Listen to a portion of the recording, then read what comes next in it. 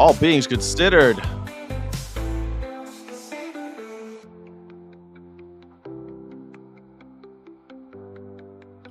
All beings considered with Dr. Crystal Heath, DVM, Skyjack Morgan Esquire. Crystal Heath, how are you? I don't think you're a lawyer. Are You you? don't have to Are be a you an lawyer to be called Esquire? Esquire. Yeah. Oh, really? I didn't know that. Over the years, many people have called me Esquire. You know, it's funny. In the South, it was quite normal, especially for older men, if they addressed me with a letter or something, to put Jack Morgan Esquire. Yeah, you don't have to be you just have to be a gentleman, really. Esquire. It doesn't have Just to be a anybody lawyer. is an Esquire, Yeah, anybody but can be an women can't Esquire. be Esquires, right? I don't know if women, I mean, the men's interest magazine Esquire was for men, so Mm. I assume it's a male thing. I'm not really sure.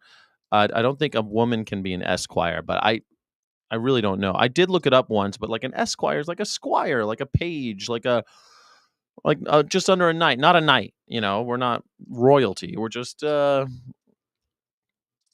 Women guys. can be Esquire. The term Esquire, often abbreviated ESQ, is a professional title used primarily in the United States to denote someone who is licensed to practice law. It is Yeah. gender neutral, and there is no separate feminine form. Historically, Esquire had male gendered origins in British social hierarchy, but in modern American legal usage, it applies equally to any attorney, regardless of gender. Yeah, some attorneys use it, but you don't have to be an attorney to call yourself Esquire. There's no rule about that. Call yourself Mm. D. I mean, I wouldn't want to call myself DVM unless I had a degree, but Esquire, sure. You know, I mean, they usually put JD at the end of their name if they actually have the degree of a Juris Doctorate. You know, just like you put DVM, you don't put uh whatever. Do you have to be an attorney to be called Esquire? Yes. In the United States, the title Esquire is almost exclusively used to refer to licensed attorneys. Almost I- exclusively. That's not a yes. Individuals, okay, who have passed the bar exam. Yeah. Almost. I mean, I don't know, man. I have been called Esquire many, many times throughout my life, and I've never gotten a degree in law. Although I did think about it once. Everyone wanted me to be a lawyer. Maybe that's why they call me that. But no, I always thought it was funny. The first time I saw it, I was like, what the heck? But I was a young man, and I thought, and then I asked somebody, what the heck? They said, yeah, old guys do that sometimes. They call young guys Esquire. Don't know why. Hmm. But maybe it's just a Southern thing. But it's definitely not just for lawyers. I think ChatGPT is tripping. Okay. Speaking of ChatGPT, For some reason, the YouTubes aren't playing, at least on my thing. My Facebook isn't playing, but I don't isn't streaming. Do we know what's happening here? on mine it says your Facebook, our honor Facebook is streaming. Okay. Both Y- YouTubes are You streaming. you're seeing everything streaming. Okay. Yeah, it I'm also not says we're seeing my live on Facebooks. just one Facebook is going for some reason, but it could be Yeah. because your personal Facebook is always temperamental. But here I go. I'll try to make it happen for you. Let's see if it works. Facebook, Crystal Heath Okay. Facebook is thinking about it, but everything else seems live. Where is everybody? I don't know. Well, we're just kind of like talking about glitches and stuff. There's about 50 people watching, and we're talking about whether or not we're streaming. Crystal, I today we're let's just get into character. Today we're going to talk about all sorts of fun stuff like the heat wave in the Central Valley, how resilience might be something we can foster in activists, red cards, and I want to talk about rats. I want to talk a little bit about rats. Um, Okay. yeah, we're calling it the systems of resistance, refusal, and resilience. Uh, kind of the red card. If people don't know, it's this thing. Just to really quickly, I'm going to talk about these things a little bit later. But the red cards are these things. We're seeing them more and more around, and I thought it'd be fun. Maybe we could talk about whether or not the red cards are something we should work on for activists. But Crystal, you were actually in the Central Valley this week. And I wish that I had given you red cards. Did you meet any workers out there or anything? Oh yeah, I went to Central Valley Eggs and I talked to those people, but it's the usual like, how can I help you? Yes, do you have live birds in that facility? I can't tell you that. Have the ice raids affected you at all? I can't tell you that. All right. Well, I guess you can't help me then. I guess you And then can't they help me then. Yeah. and then they ask me, "We're gonna ask you to leave." And I'm like, "I don't have to leave though. I'm on public property. You Yeah. can't video." Yeah, I can. Like, this is the importance of like knowing your rights. You And could ask me to leave, but you can't tell me to make leave. me. That's Yeah. you could ask me to, go ahead and ask. Well, no, I'm not going to. I mean, it's really funny. It's that whole "can I help you" is such I remember one time there was this guy, and I got up to use the restroom at this bar I was at in a town that I didn't know. I just moved to this town, and I go up, and they had just remodeled, and the bathroom sign still said to go this way, and the sign was wrong. And so I was following the sign, and I get up and I go, and this guy, one of the bartenders, like, "Can I help you?" And I was like, "Dude, I'm going to the bathroom. What the heck? Why the press?" I was like, "Jeez, what is wrong with you, man? You really aggressive." And he's like, "Oh, the bathroom's over there now." Okay. Like, that's such a weird flex, right? "Can I help you?" It's such a shame. Yeah. Yeah. It's a weird thing. So I think you just gotta have like that rapid, like just for good content, that rapid fire questioning of like, hey, yeah, I'm just politely asking questions and getting nowhere with you. And we And need to I'm know our not doing rights. anything wrong. And Yeah. like that's the thing. Like these food companies are all like, oh yeah, we think it's important for people to know where their food comes from. Like that's what they say on social They say media. that. Right, And right. we're They want all about transparency. like providing people with answers and anybody can call us. And then when you do, they don't. It's all a lie. And it's just like you have to, if you ever work for a company or volunteer for an organization where they're like, yeah, we're very open, we're all about transparency and Yeah. everything like that, immediately you should start asking them the tough questions like, hey, what is this controversy that I saw in the media about you or whatever? Can I talk to those women? And like, if a, and here's a pro tip, any guy you're dating who says, "Oh yeah, feel free to talk to my ex-girlfriends," definitely take him up on that. Definitely talk to his ex-girlfriends. He call his bluff because he is doing that just to be You think he's just to bluffing? because he thinks that you won't actually do it. And I made the Weird. mistake of not actually doing that. And I I think it's totally weird to and talk to yeah. exes, though. I mean, everyone thinks that their ex is psycho. I mean, I think all of my exes are Oh, psycho, and red so, like, flag. Oh my God, you're a giant red flag. I'm a Yeah. red flag because I don't know. I think a lot of Anybody who women, says their exes are psycho.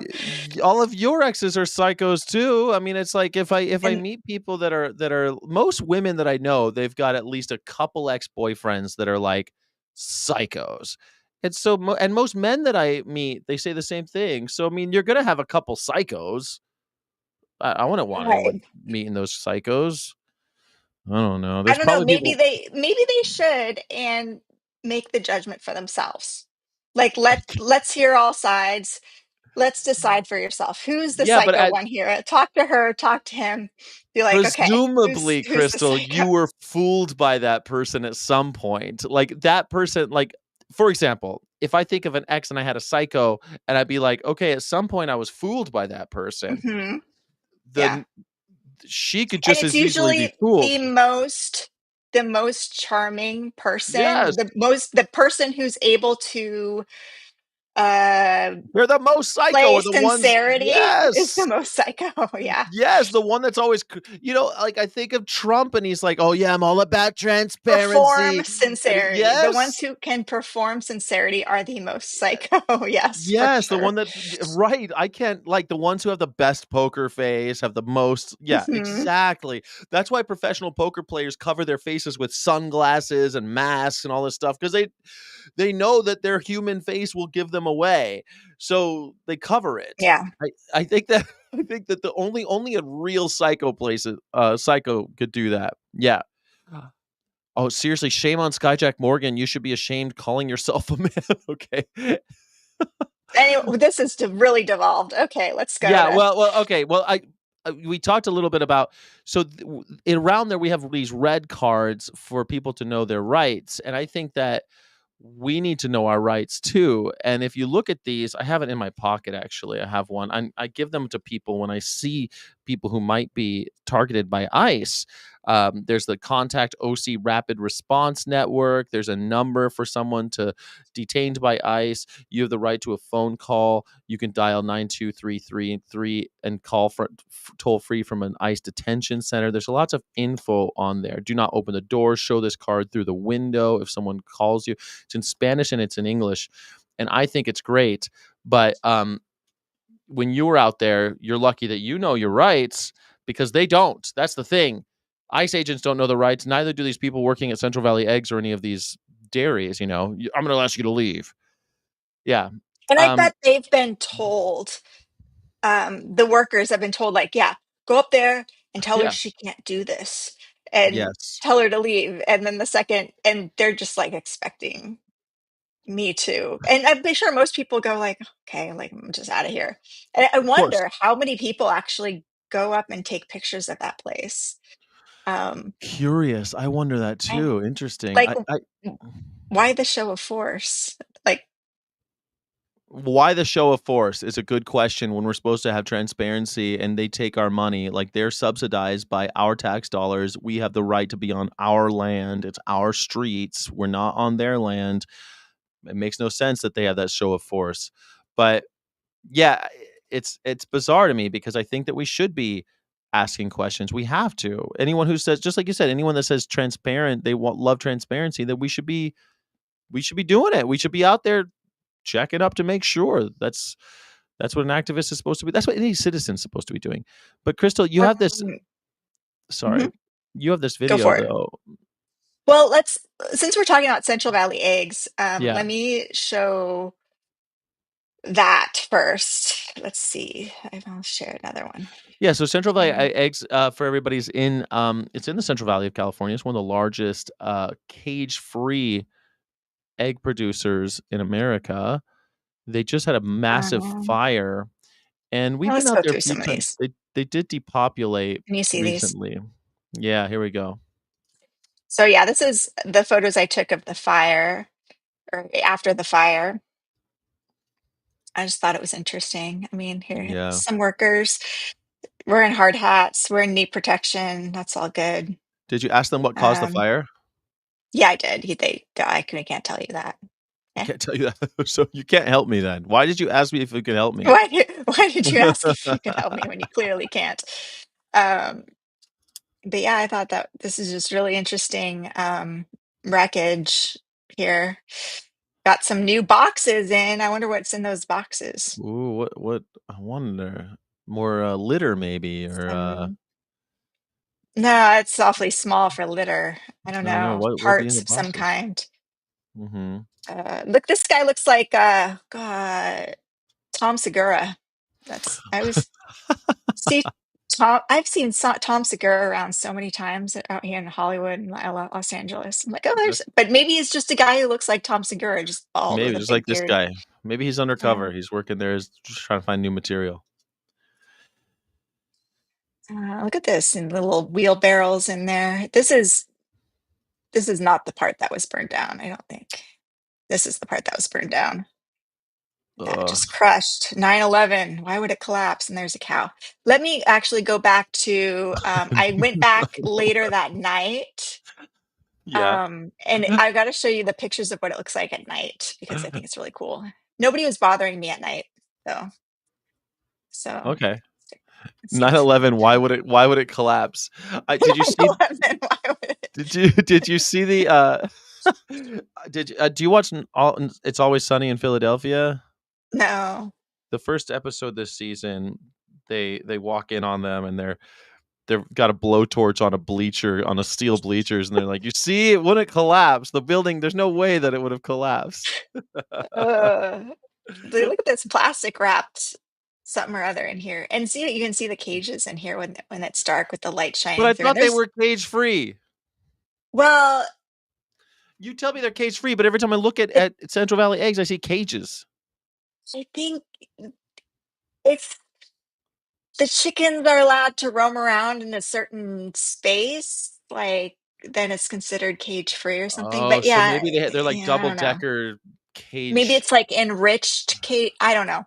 I Uh, know it's not enriched cages. Like there's got to be some cage free standards, but like they're definitely still in what cages is though. cage It's not like free? Yeah. Oh yeah. I mean, because even when I that think building of is a cage. So like, what's the definition of cage free well, I exactly? think when I think of cage free in my mind's eye, I'm thinking of a large building with just a bunch of chickens in it because that's what it's normally Yeah, depicted just on as, the right? ground. On the Yeah. ground, tons of chickens, right?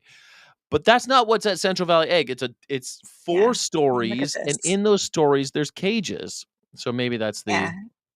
Each story has, I wonder how many layers is there? There's like 3 layers within each story of cages, it seems like. Maybe or yeah, two, at least 2 layers. Here's one, two. There's chickens here, chickens here. I definitely. don't know.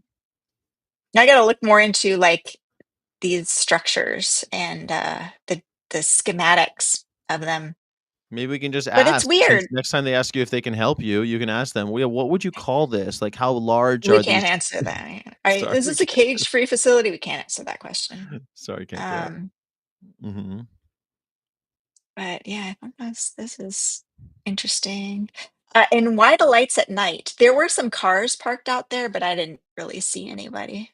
Ooh, this is Well, interesting. are This there is a good chickens in there shot. right now? They No, look not that I could see. so no Looks chickens, empty. but the lights are on. I don't know. Hmm.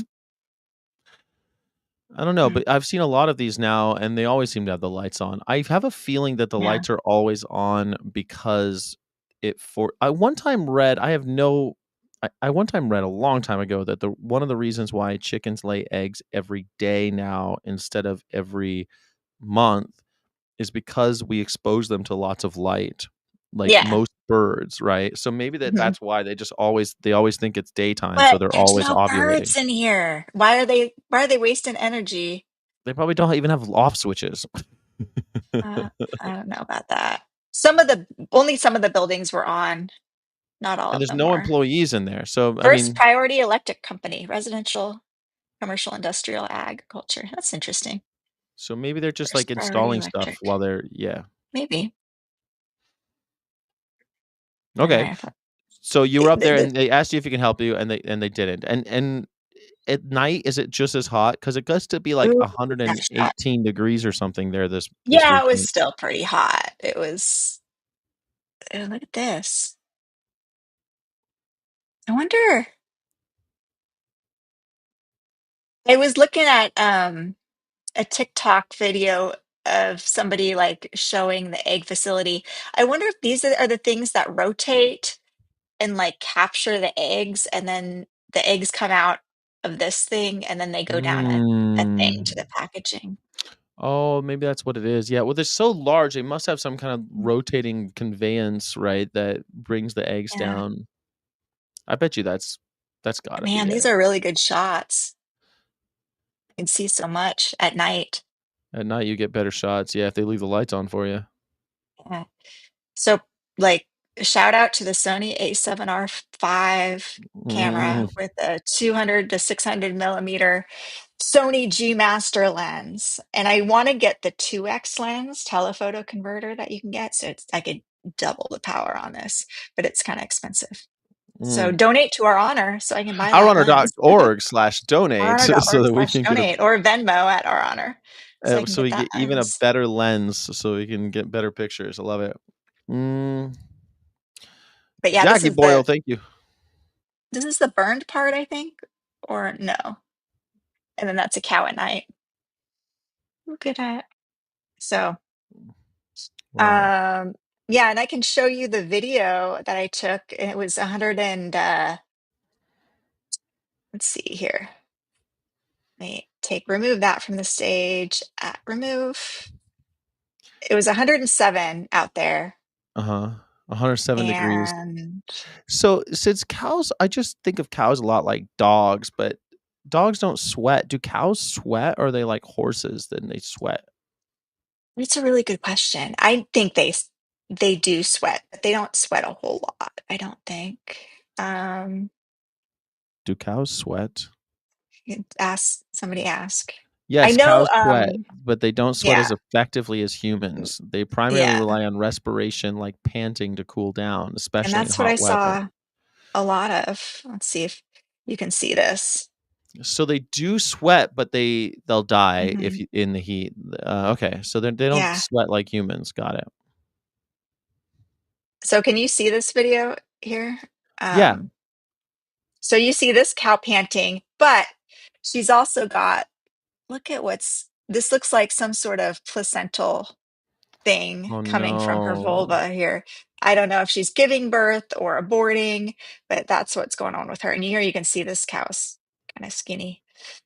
But yeah, you can see her really panting and drooling too. And I learned that the drooling is a sign of heat stress too, because they're panting and they salivate. They don't ruminate as much as when they're suffering from heat stress. Just So like yeah, dogs. and mhm. And Yeah. severe heat stress occurs when it's a temperature humidity index of 90 to 99 degrees. But they start getting heat stress at 80 degrees, which it's always plus 80 degrees out there in the Central Valley. Um, I wonder so yeah. how many cows they lose. I mean, I know they lose some to heat stress, but I bet you they lose more to heat stress than they let on Yeah. because But they talk about how many they lose in transit and stuff, and that's got to be mostly heat. Well, not mostly, but quite a bit, I'm sure. mhm, yeah, see this cow panting, see how they're breathing in and out like that so rapidly. Yeah. And this is really dusty too in this feedlot. The younger cows seem to be doing better. The ones that are really highly productive, like, they suffer a lot more in the heat stress than the cows that aren't lactating yet, like these young guys. Yeah. But it's just so dusty, and that's what I noticed in this pen. Here's a bunch of young cows, but you'll see in some of the clips, so many of the cows have eye issues, like, they're just tearing discharge. That cow is kinda limping a little bit, Mhm. and here's this cow is drooling too, None of these cows breathing seem like hard. they're doing okay out there in this No. dust patch. Yeah. Here you can Oh see her god. drooling as well. And there's so many flies. Here, this cow with the teary eyes. Poor things. And we've seen that a lot with the eyes discharge. That seems to be quite common with these animals. I mean, no one's taking care of them out there. I mean, and the eye discharge could be a sign of bird flu or some other I don't underlying issue, know right? if we've seen eye discharge with bird flu. I don't know if we can make that correlation. Like, of course, like influenza, respiratory diseases, you do see eye discharge, but common causes in dairy cows are infectious bovine keratoconjunctivitis, caused by Moraxella bovis. And that's where you get that excessive squinting and they become sensitive to the sun. And then you see like the white, cloudy eyes. Um, and the light, dust, flies make it all worse. And there's, of course, cancer eyes, another thing we see that's common in cows with a lot of white around their eyes. So you see this cow has eye discharge too over there. Um, There you see That's a those rotary. rotating dairies. Mhm. They put them on these machines that turn them around so they can get the dairies. That's where mostly they think Here, this the one's panting, laying infection is down, poor happening. thing. Ugh. Here, this one's That's got why so much we eye discharge. And she's got like cloudy cornea too. And then this one's very lame. Oh my gosh. Yeah, she's not doing great at all. Yeah. She'll be killed soon. Well, when they're that lame, they're not even supposed to transport them to slaughter. This one's got eye discharge and she's coughing and panting. Surrounded by birds. Hmm. Like how And this is they like, they want to build fortress farms with these massive animals. It's just so ludicrous the idea. Sure, let's yeah, build if you're going to fortress invest farms. in that, let's like invest in like making cow's milk without cows. Like we can Yeah, do let's just that. not Doesn't not it do this seem anymore. like it Yeah. would save us a lot? if we just made cow's milk without cows instead of like trying to build these fortress farms. It would make sense. Someone asked me today, like, "Oh, well, what how would you change things?" Like, well, I would take the existing money that has already been allocated, Mhm. has already been appropriated, and reallocate it to protein alternatives, which exist Yeah. plentifully. Yeah, And this is the thing. This took me 1 day to get this footage, and most of the day was spent driving. And I literally just spent a few minutes at each yeah, facility. This is the prison, the current state prison. And I thought that was kind of interesting that I could get video footage of the prisoners. And I hope that's, yeah. you know, Well, you can't I see think 'em their faces, you so can't that's good. identify them or anything, but Right. I think it's important to see. Like, there's just this idea that we can cage people. So we can Yeah. cage animals, we can, exploit others. Well, now And yeah, now you heard that they're now saying that they're not going to even, that most of the prisoners, most of the people who are being detained for having committed no crime, they won't even get bond hearings. So that means that they might be in jail for years. They might be in these camps for years. Mhm. And so, I mean, yeah, just keep exploiting them, keep using their labor, use free labor. Your super fan, Bad Girl Riri, is here. She says that birds eat the flies. Of course, most of the birds that we see, Birds eat like the the star, flies, okay. yeah, it's just so dumb. But most of the time, most of the birds that we see on these dairy farms are the European starling and some others, crows and some pigeons, but most of them are eating the same thing the cows are eating. They're with the cows. Like if you zoom out on any time you see cows eating, you'll see that it's covered in birds, all the hay or grain. Birds love that stuff too. Yeah, their birds clearly aren't doing their job of eating the flies, though, Yeah, 'cause there's right. just so Yeah, right. If all the birds were eating the many. flies, then dang it, why aren't those birds doing their job? All these birds right here. How come there's still flies when there's just this And hundreds and hundreds of birds? this was at the I forget what it's called, but it's in Tulare, and it's like a school, a university of some kind, the college there. Oh, And those cows, like, obviously didn't have any shade. Like, the black Angus out there just and the black cows get hotter, of course, because they absorb the heat, yeah. and then this poor cow. But this was it took me no time at all to get this footage. Like, go to any farm, "Oh, there's a bad-looking cow."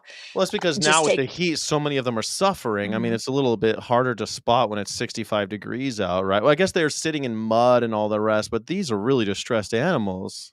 They're all distressed right Yeah. now. It's 107 degrees out. Mhm. I mean, stick me out there, I'd be pretty distressed. When I worked in Las Vegas, we had to take classes about heat stroke because Yeah. working out there, it's like it could get really bad. People die. Yeah, and here you can see all the cows' eyes, like, how many of their eyes look bad. Not that one, but there's this one over here, her eyes are closed. I This one's Mhm. got the 3rd eyelid showing. What Um, farm oh, I guess you don't wanna say the farm, but, this is, what dairy this is all this is in Tulare? Pixley. I guess Okay. I don't wanna be sued. That one But was like the common feedlot off the side of the road in Pixley. because those This were is Jerseys and in Holsteins. the college there in Tulare. Okay, this is the Holst there you got Holsteins. I Mhm. I was just wondering because your super fan was talking about yeah, we haven't seen Angus's here because Anguses typically aren't used That's the for Angus. But they do the beef on dairy now, where they right, the breed the brown Angus. female Mhm. cows to the Angus bulls, and they get these beef on dairy calves, and Yeah, to because that's where most of their profit comes from, is selling these calves for beef. yeah, yeah, and we see a lot of this in, a lot of they're I mean, they're making money off of everything. They're pumping out the methane. They put the manure into a drain, and then they can turn the resulting methane into natural gas. They're making more money off all these other multifarious ways. than they are off of the milk. Like the dairy is almost, I mean, they have to sell dairy, I guess, because in 1930 there's that law that they get paid at least the minimum, right? Because they all sell to these co-ops. It's a strange world. Like Mhm. they don't people think it's like another business, right? Like they're, oh, well, you're selling the milk, and then they just do that, and they just sell the milk, and then off to market it goes, but they don't. They sell it to this co-op, and the co-op puts it all together and then sells and distributes it. Uh, Yeah. and they are paid according to the federal government's mandates that they have to be paid at least this whatever the minimum is. They have a minimum every year, right? But Yeah. So there's farm standards, and 99% of dairies, we're told, must adhere to farm standards. Let's take a look at what the farm standards actually say and whether these dairies that we saw, and I haven't gone through all of the farm standards yet. mhm. There's several we can go through, but let's go through what those are here. Um, so you can go look on the farm standards PDF and see what they are. Kathy asked, "Where was the Um, drinking water?" The drinking water is like usually in these troughs that are around. They can kind of access it anywhere, and there's laws dictating about how far a cow can be from water. Even up until slaughter, they have to have access to water. That's still in the Animal Welfare Act. yeah, I'll go into that. Like, it's weird that a lot of vegans are like, oh, poor things, they don't even have access to water. It's like, well, how did you get that from my video?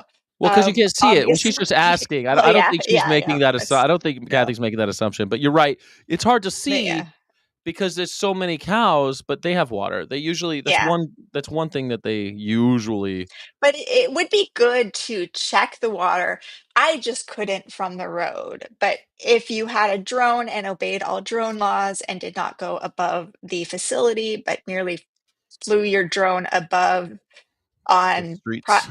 public property from the street and didn't fly over the facility, you could maybe take a look at what those water troughs look like. But be sure to check your local regulations and check with your lawyer before doing any of that. Yeah, and Um, I've spent more time on beef cattle farms, and they even when they have vast amounts of land, there's areas where they have to have water, and there's like little wells and stuff where they go. Yeah, so these farm standards say all classes of animals are provided with protection from heat and cold for typical climatic conditions. Mm. This one's Carolyn. How is this standard evaluated on the farm? Oh, wait, hold on. This is out of order a little bit. Uh, does water need to be available at all times? Water does not need to be available at all times, but it must be offered routinely and as appropriate for climatic conditions and noted as such in protocol and to ensure animals' biological needs are met. What is considered clean water that is significantly soiled and or contaminated with feces, dirt, mud, or manure, and or has algae growing would be considered too dirty. For calves, milk contaminates fresh drinking water. Mhm. Um, Yeah, here, and they do have to, because I know in Temple Grandin's thing, the Glass Walls project, she makes a point to she points out how even on the kill shoot on the way to the final, you know, the gas chamber, as they're about to gas chamber pigs, there's water on the way, like that they still have access to water. She touts that as humane. yeah. So this is about the heat and cold. So people who are evaluating for farm standards should ask about mitigation strategies and management during potential times of heat and cold stress.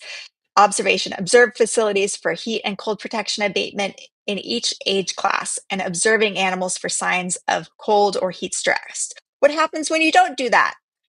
This standard is not associated with any corrective action. So Oh, if you so don't when you do do that, that, we don't do oh anything to you. well.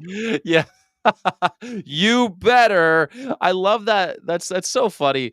Like, but if you break the law, you break the law. Maybe we should put them in concentration camps. They broke the law, Crystal. They should go someplace if they no, there's nothing. No punishment whatsoever. Okay, cool. Yeah. Great And to here's know. the farm standards say signs of heat and cold stress in cattle. Animals experiencing heat stress may be exhibiting the following: increased respiratory rate, open mouth panting, excessive drooling, a drop in feed intake, aggression and or fighting for access to shaded areas or water, spend more time standing and less time lying down, seeking shade if the opportunity is available.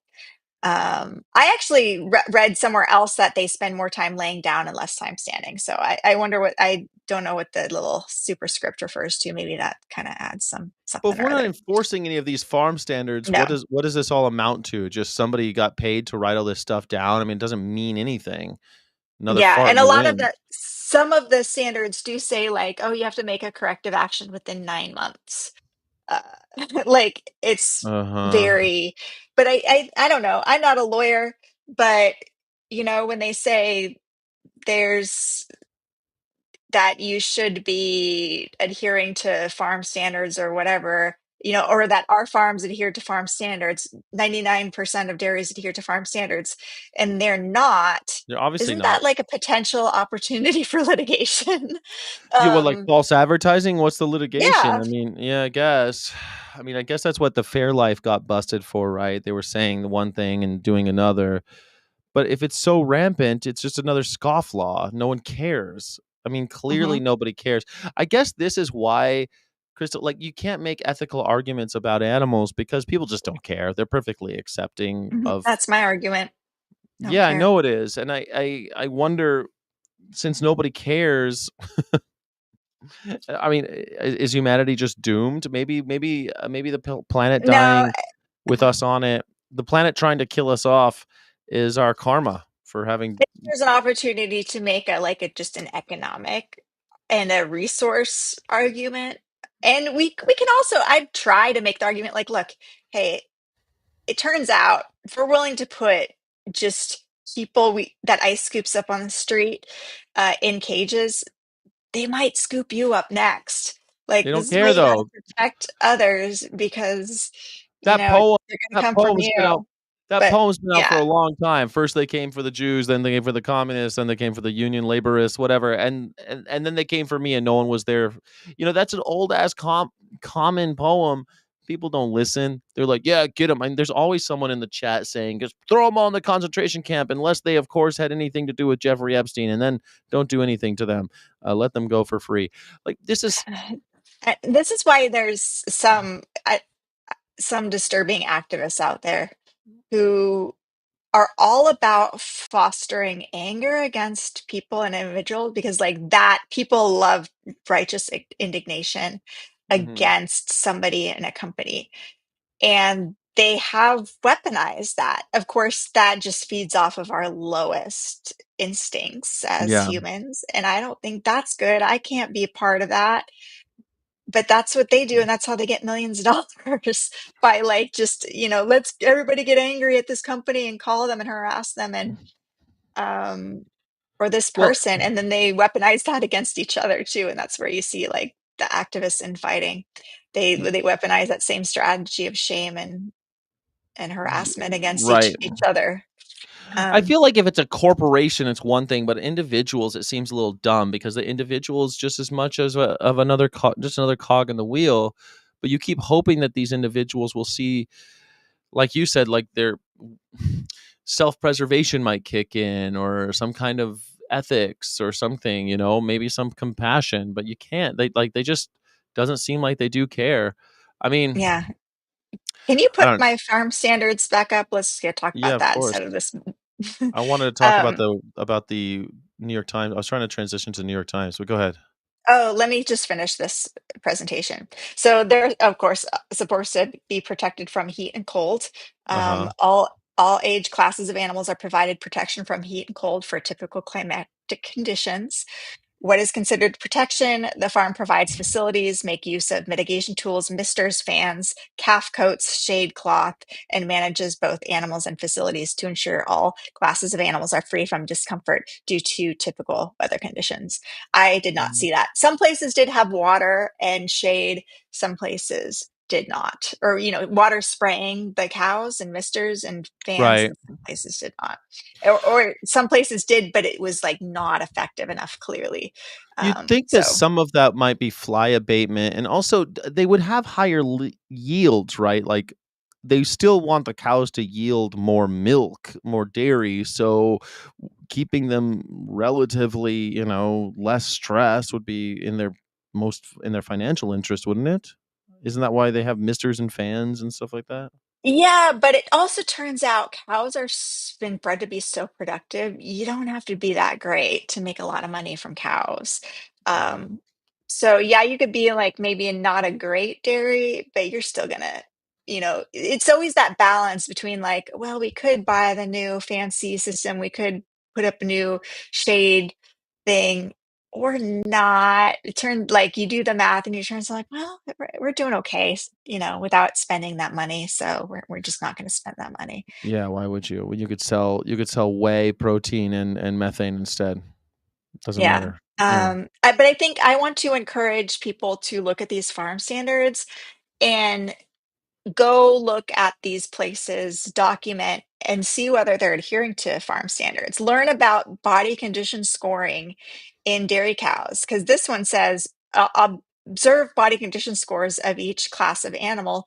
The farm does not meet the standard if the body condition score benchmark of 99% scoring 2 or higher is not met for any age class of animal. So, I if they have a bunch of dairy cows that are a body condition score of less than 2, like really bony, Mhm. and it's, more than 1% of the cows, that they're not adhering.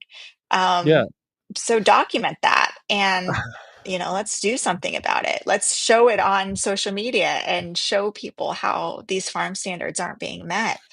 It Um, it would be incredible if all these people who are like, I encourage people to take pictures of police in the street, take pictures of animals being abused, take pictures always and keep posting it and letting people know what's happening. I mean, be the watchdogs, watch the watchmen. Who watches the watchmen? and It's you. what happens if under the farm program, if more than 1% of their cows are thin and emaciated? Well, Mhm. if this standard is not met, the farm will receive a mandatory corrective action plan, which must be resolved within 9 months. Within 9 months, you have to start feeding your cows more. Evaluators working alongside program participants may elect for shorter resolution times. So yeah, that's all I got for that. But I could go more into like body condition scoring, and they also have like how much dirt is on the cows. Like you're not if the cows have like lots of dirt on their sides, that means they're laying down in dirty, muddy areas, Right. which they don't like to do, and that's a welfare concern. But they're almost So all doing that. They're almost all covered in mud in the especially when it's wet out, they're just all laying in the mud and in urine, and it's just disgusting. They're laying yeah, in they manure. they shouldn't be doing that, and we need to do something about that if they are. How do we hold them accountable, though? I you can only do what you can do, and that's, document, post on social media, reach out to the press and try to get the press interested in it.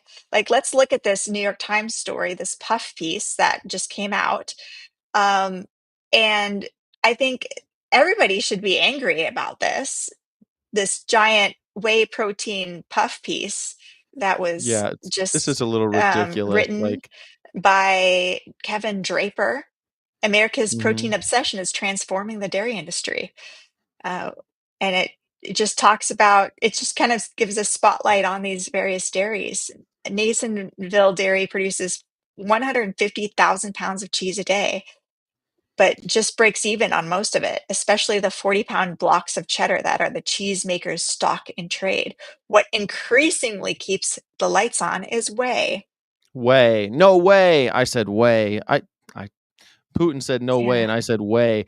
It's weird because they're saying that the only reason whey is so popular is because it's a at least in this they did say the unbelievable thirst for protein that's in America. They said something like that that makes no sense that Americans are just this obsessed with protein, and they can get it at a But lower they caloric offer index. like no animal-free other proteins that are quite common. And they just say doctors for like people who are taking Ozempic, doctors recommend additional protein for healthy aging, etc. And Yeah. weightlifters often take protein to build muscle, and more women and members of Generation Z are taking up the sport. Their eating trends like the keto diet emphasize eating a good amount of protein and fats, but you can get that all from animal-free methods of protein production. Like, Especially when you're looking at the why? cost, Crystal, like, it says that highest protein whey powder cost about $3 in 2020, and today it's almost $10 for the same product. Like, Wow. if it's that expensive, just get soy protein. It's cheaper. Why are you feeding cows Is it soy? cheaper?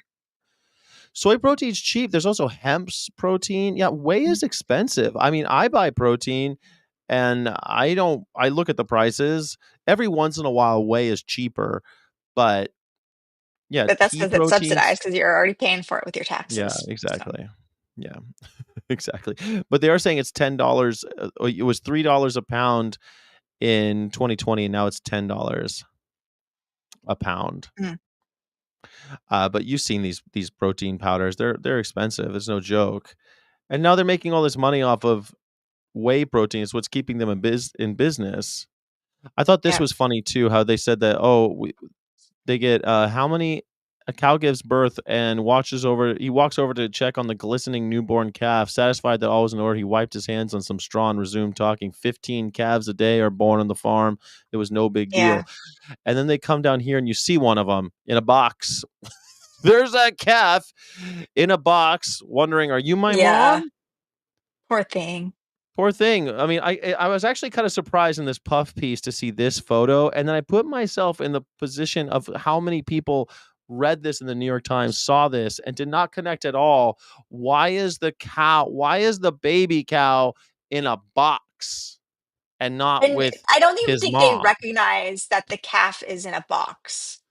You know what I mean? Yeah, I guess so. Yeah, I mean, it's hard not to see it, but I guess you're right. I think most people see it and they just see, oh, look at the cute calf with the notch in his Yeah, like, ear. oh, look at the cute little face. Like, Yeah, and not his death there's no date. talk of like them being taken away from their moms or No. anything like that. Or that the tags in his ears denote the day he's going to die or Is that what anything. they denote? Yeah, there's something with the numbers. There's a code about the day he's going to leave, the day he was born. There's like you can decode it, and but each one has different has a different code.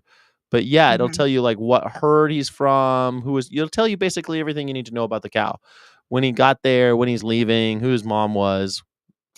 Yeah, he's got a death day on there somewhere. But yeah, it's Mm. pretty. I mean, why else would you put up some tags in his ear? It tells you like when he wasn't vaccinated, stuff like that. I think that notch has got to mean something too. That notch on his ear, because they Dairying notched is his ears. not much of a growth industry. While there have been some gains in production when accounting for Mm-hmm. inflation, the price that farmers receive for milk today is about the same as it was 25 years ago. One of the main reasons it has not dropped is whey. The rise in price of whey stopped the farmer from getting absolutely beat into the ground when the price was so doggone poor. Uh, Mm-hmm. There you go. They said they can't compete with the Californians because they're too effective, too efficient.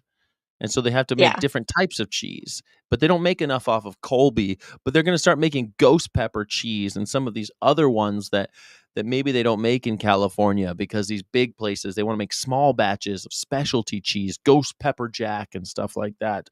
But still, the money is in whey, which is And weird. then Meisner has begun raising Angus steers, taking advantage of historically high beef prices and consumers' interest in knowing more about where their beef comes from.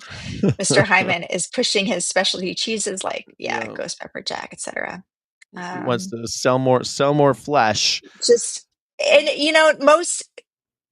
most of these articles, when they have an article about like animal welfare, animal rights, then they always have the industry person to have to chime in because it has to be balanced.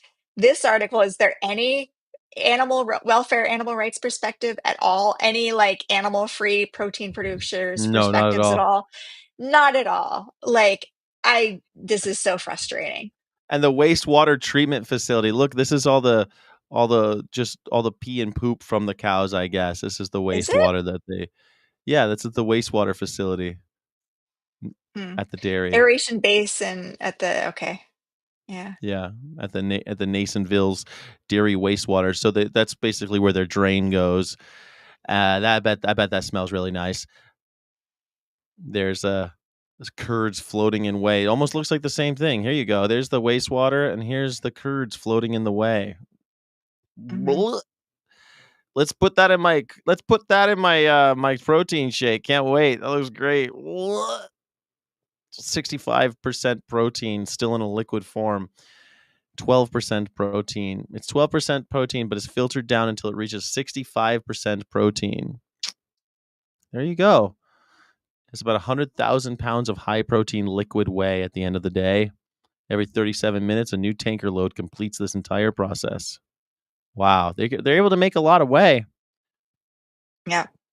but like the externalities are vast, and it's shocking that no one seems. They don't even say anything about like forget about animal welfare for a second, which I'm loath to do.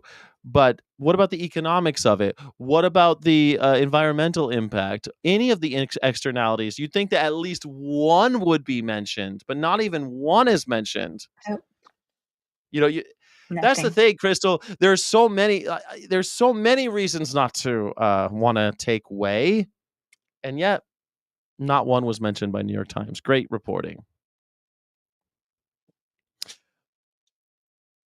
Well, I guess that's it's kind of a it's So kind what of are a you going to do about it, animal activists? what Like, should what should they I do think about they it? should write the New York Times, write a letter to the editor, post on social media about it, like comment on the New York Times social media posts about this article. Like, this is a very unbalanced article. Like, why didn't you include any animal-free protein producers' perspectives or any animal rights or animal welfare groups' perspectives on this, or any public health officials' perspectives on this? Um, Yeah, so, that's funny. Like not in one other. Usually with reporting, you at least call somebody else. No, we just talked to these guys who owned the farm, the dairy. We talked to them and nobody else. That yeah, seems why don't they do a puff piece about our honor? Like, Yeah, let's puff just piece do that. about puff piece about veterinarian animal rights activists. I like that idea. Maybe we should do Yeah. that. It just seems very strange to me that they didn't even do their basic job. Nothing. Um Do most you all need some material for what to write about? I'm going to just post in the chat my Google Doc of a bunch of facts about the dairy industry and H5N1. So have at it. Like, most use some land of this to actually produce something worthy for yeah, the movement. or just literally write to the New York Times and say that you saw this article and you think it's BS that they didn't do their basic job. That would be good. Maybe sometimes letters to the editor like that actually get published, and sometimes they'll Yeah. even print retractions or apologies. Most land used to graze cattle is unsuitable for raising any crops. Big girl Riri, silly goose. Um, Most of these okay, aren't. Most so of these animals aren't grazing. They're not allowed to this, graze. this is the Central Valley of California. You have the richest, most fertile land in the world that is literally being used to have dry lots of cattle, and around it fields of like products that are just being ground up to be turned into silage for to feed cows. Yes, the So whole this area. isn't, the whole area can be used for other crops. It's being used for crops to feed cows, and cows are standing on the most fertile ground in the country. Um, and all of those buildings that those cows are in can be converted into buildings used to grow mushrooms, greenhouses to grow fruits and vegetables. And that's what they should be doing, not wasting that land to raise cows, not wasting the water to raise cows. So, It's basically the worst. It's I'm basically talking the about dumbest use California. of that land. The Central Valley of California grows a quarter of all of the food for the entire country. This is what they So don't yes, get. I'm talking about the Central Valley because that is literally where most of our food comes from. It's the biggest one, and they're like, "Well, that's not the only one. My uncle," like, dude, this is It's the the most biggest. important one. This Is the is most where important one. 20% of dairy is produced in the California Central Valley. 20% of all dairy for the country. So But people yes, like that it's make really those important. arguments because not in good faith. They never make good faith arguments. They just say that to try to like, what about, what about, what about? And it's just BS. We all know, everyone sees it. Go out there and look at it. They're standing on dry lots or mud lots. It's the dumbest way possible to do this. And when you look at any of the externalities, it becomes painfully obvious that we're doing it wrong. Doing it wrong. But I'd like everyone to let me know if you want to if you want to get engaged in And surveillance. instead of saying like, yeah, we're just doing it wrong, cite the facts because nobody's just going to be like, oh, you're telling me we're doing it wrong. Oh, okay.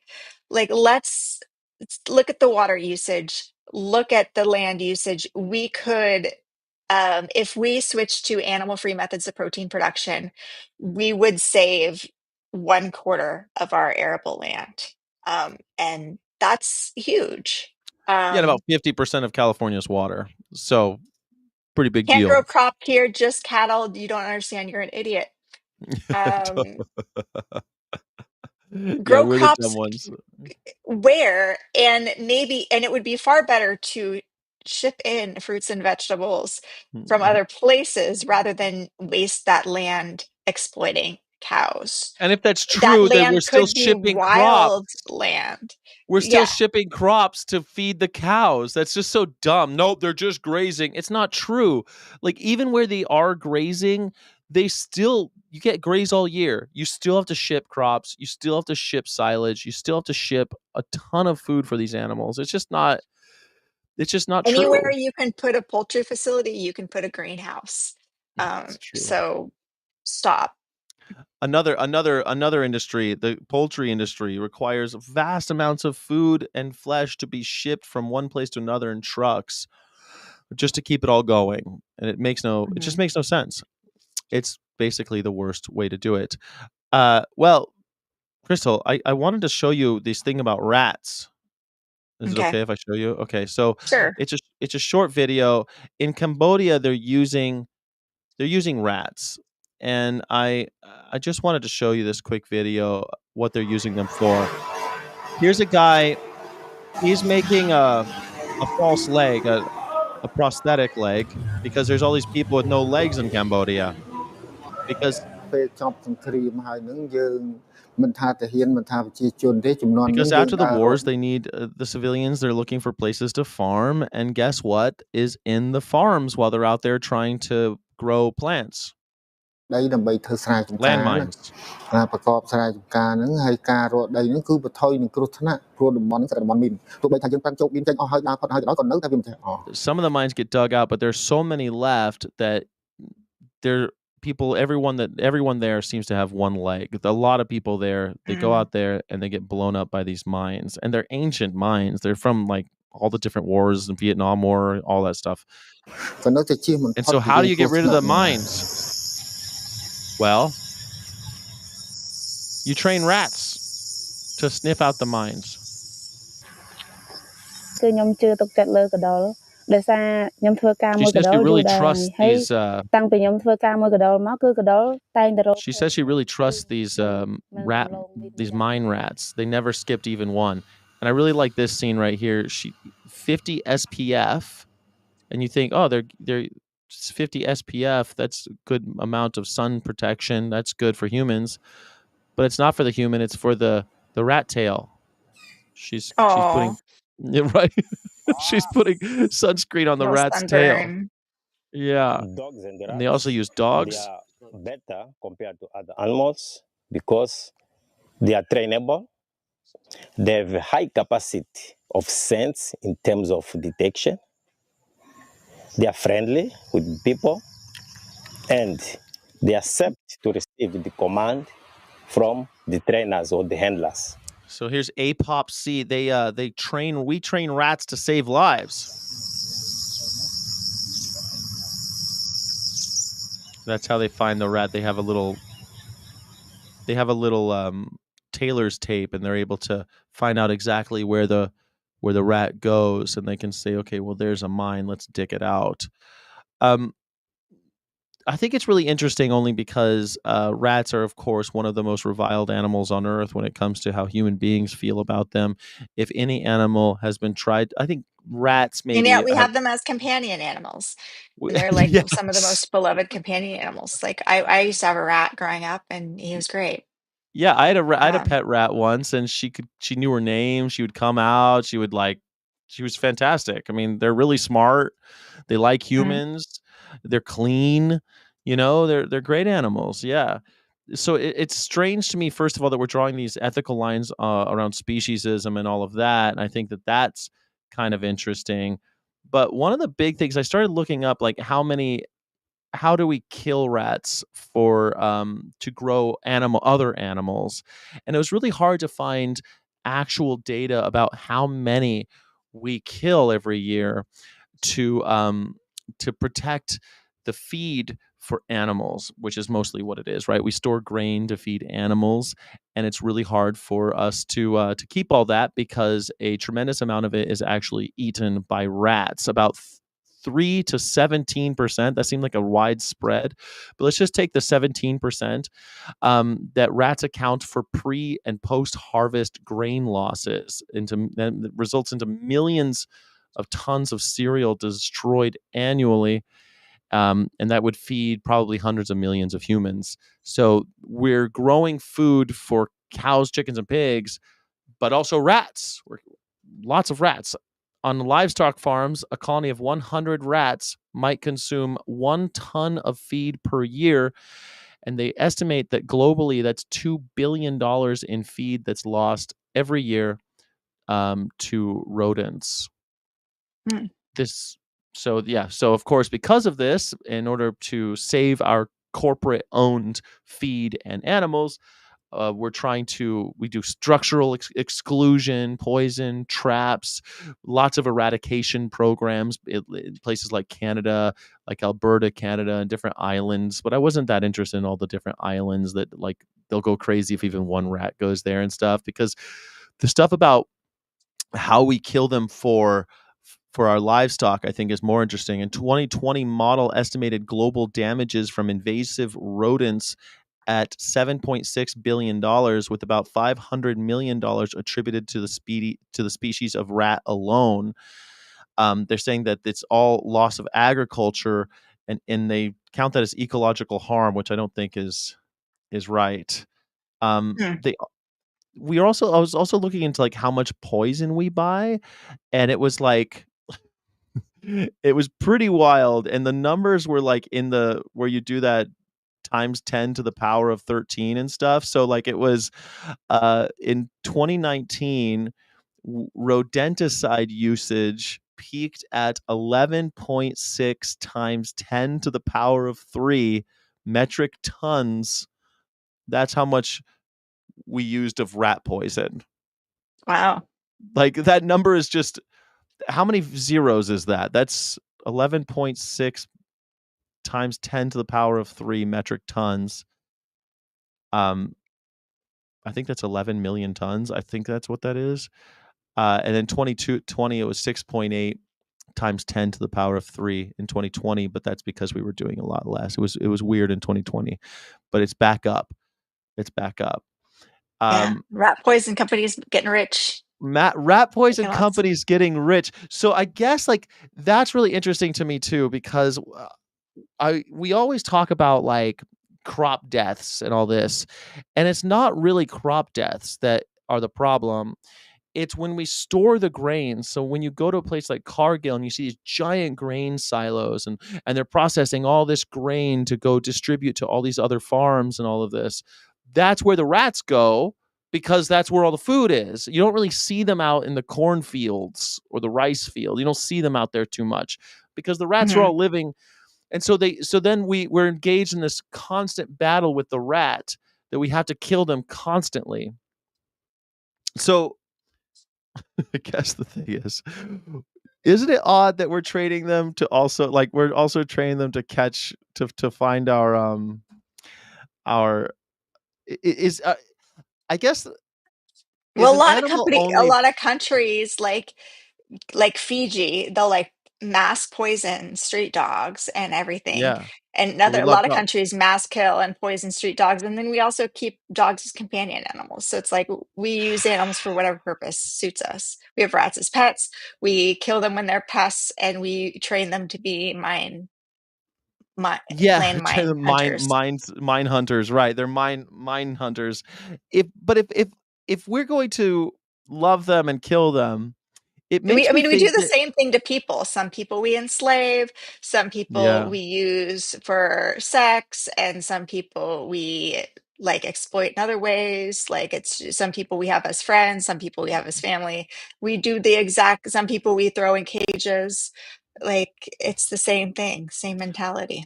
I guess we do the same things to humans as we do to rats, maybe, some we throw in cages, some we poison, some we love, and some we just use. I mean, these rats are still Hmm. exploited. Although it was cute to see her put the Hmm. sunscreen on the rat's tail. I mean, that's an exploited rat, right? That the rat lives in a cage and only goes outside when he's But got the chain probably around has his a neck. better life than a lot of people's pet dogs, you know. Maybe so, maybe so. Although I would take the life of the free rat who gets poisoned at the silo over living in chains. I think Yeah. I think that I prefer that, to be honest. But I guess it reveals something about our humanity that we are totally okay with this. We just decide arbitrarily who's friend and who's slave and who is and who Hmm. just needs to be poisoned, who's our enemy. And Yep. the rat falls somewhere in there all the time, doesn't he? And This is people, wherever situation you were born to, you will be prey to some, you'll be the oppressor to others, you'll be caged, you'll be enslaved. It's yeah, just, yeah, it just the human relation to the rat is an interesting one to me. And I of course I was also thinking about horses, how we treat horses. Like if you're a Mustang on the prairie, you're rounded up with helicopters and often killed because you're just a pest that's competing with, again, cows. You're competing with cows for the resources, and so we'll kill you. Or you'll be used as a pet, and we love you. Or you'll be used to draw a carriage on the hot summer day in New York City. It's always like mhm, an animal is born in it. Get a lot of play out of Aristotle saying that all animals were born slaves to humanity. And I guess, people still, it hasn't changed. We still think of them as just slaves. That's it. We exterminate them in mass, unless they're useful to us. I mean, I guess no one found a use for the passenger pigeon, right? No one found a use for the dodo bird or the marsupial wolf. They weren't. We couldn't find a good use for them, so we killed them all. And yeah. not for lack of trying. We would have done the same thing with we would have done the same thing to the rats, right? We not for lack of trying, right? I think humanity has tried to kill all the rats. We've had literal rat czars in New York City where the rat czar.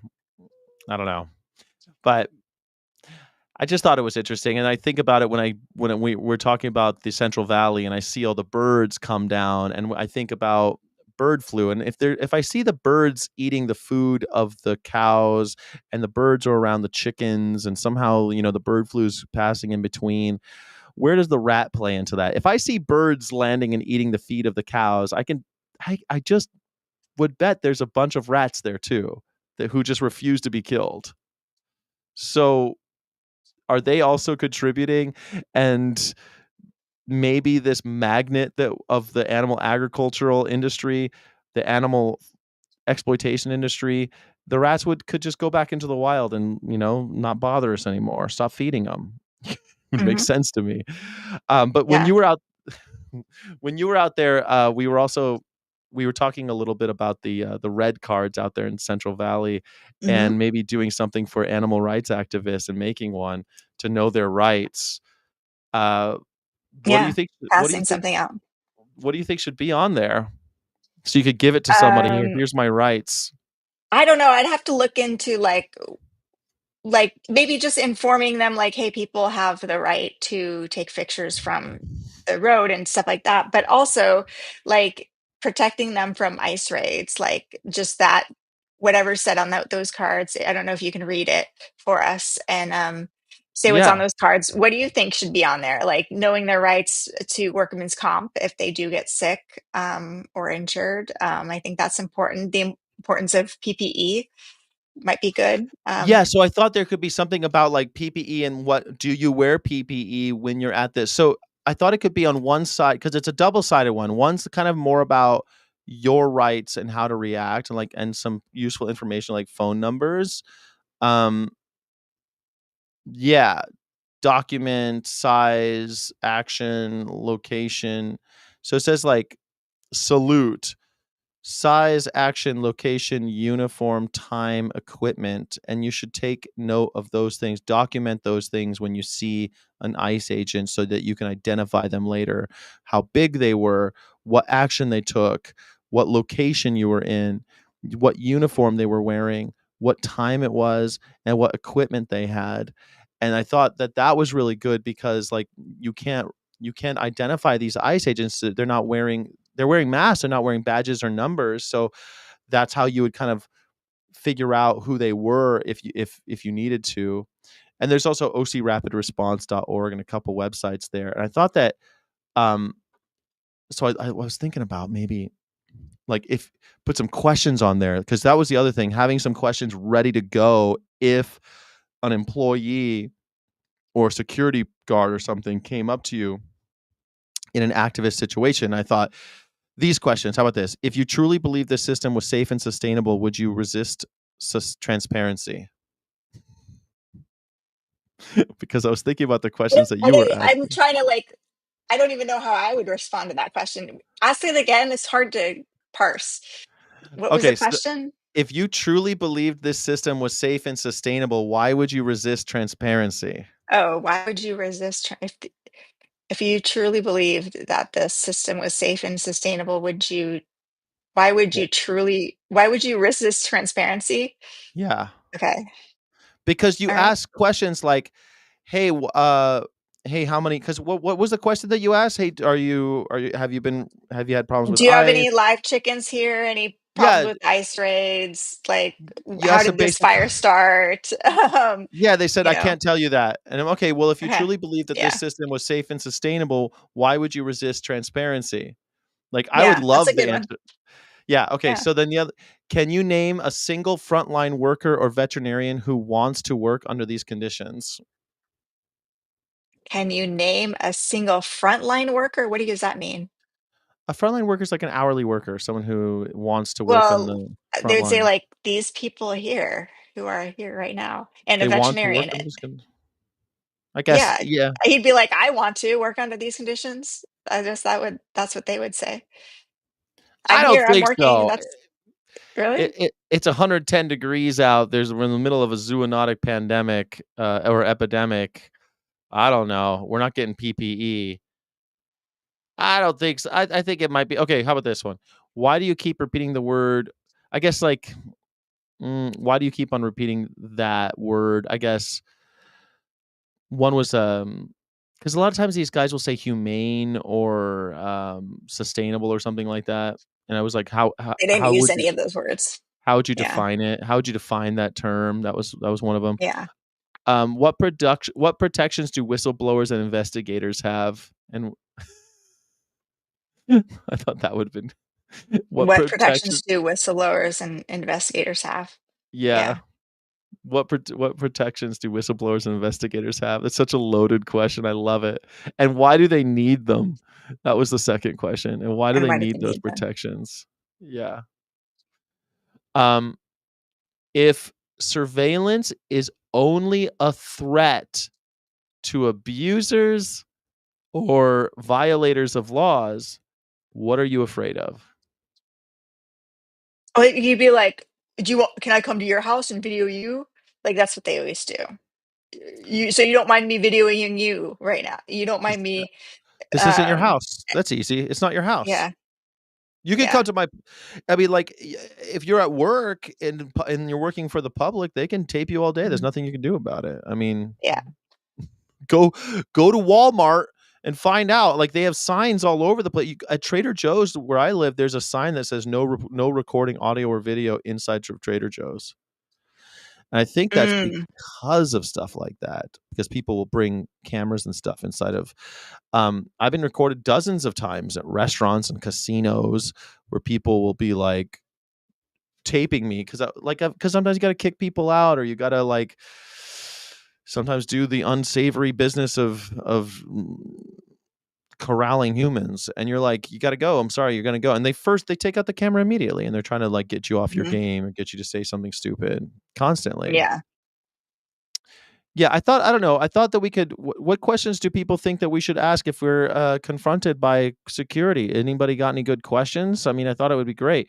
Cancel culture is social suicide, maybe, but I think that they're always. I remember for a while, this World Star was very popular, and people would say, "World Star, you're on World Star," and they would like put a camera in my face. I'm like, you can tape me all you want, but you got to go. Like, you still got to leave. You're inside my building. You Cancel stand out culture is front.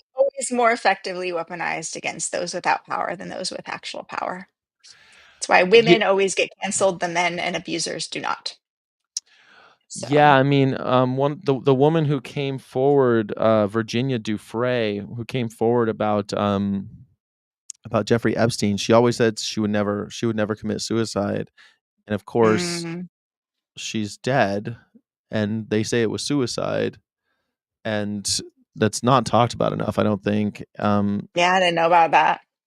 Yeah, the whistleblower who blew it all open, like none of this would be possible without Virginia Dufresne coming forward as a victim, and she's dead today. She's gone. Yeah. And not one person who was the client of Jeffrey Epstein has been charged, prosecuted, investigated. Nothing. That's you don't have to look much further when you say something like that. Like, women face worse cancel culture than men. Like, that's to me. But are you going to be silenced by I don't want to live in a world where I'm going to be canceled. So like where I can't say what I actually believe because I'm worried about being canceled. So I'm just going to say it. Obviously I haven't said it yet. Yeah. The things that need to be said, but maybe someday I will. It bugs me that I haven't said anything. Well, it bugs me it bugs me for you that you haven't said the things that you want to say. And I feel that because I know that it's scary to say the things that need to be said all the time. I don't want to live in a world where you can't say what you want to say either. I think First Amendment, especially from the American experience, is the most important thing of our democracy. You know, today on my morning show, I got a guy in there saying, I'm reporting you for misinformation. It's a morning news reaction show. Like, there's no misinformation. I'm literally watching the news. And but people get so upset if you just question Donald Trump. And there's something scary happening where, like, you know, now Disney and CBS have both paid $16 million to the president in order to put a frivolous lawsuit to rest. They settled. Well, what does that mean? That means that no one's going to want to say anything no one's going to want to do any reporting on him because they don't want to have to deal with the frivolous lawsuit that they know they're going to end up having to settle. Why would you even do it? Because you're afraid, right? You wouldn't want to do that type of reporting.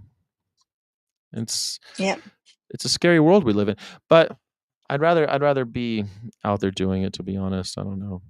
All right. So the other things on the red card I was thinking was, if people don't know what I'm talking about, there's this is one of these red cards that I think are great. People are handing them out to people who are likely targets of ICE with a few things on here, like tips, what you can say, what we can write on them.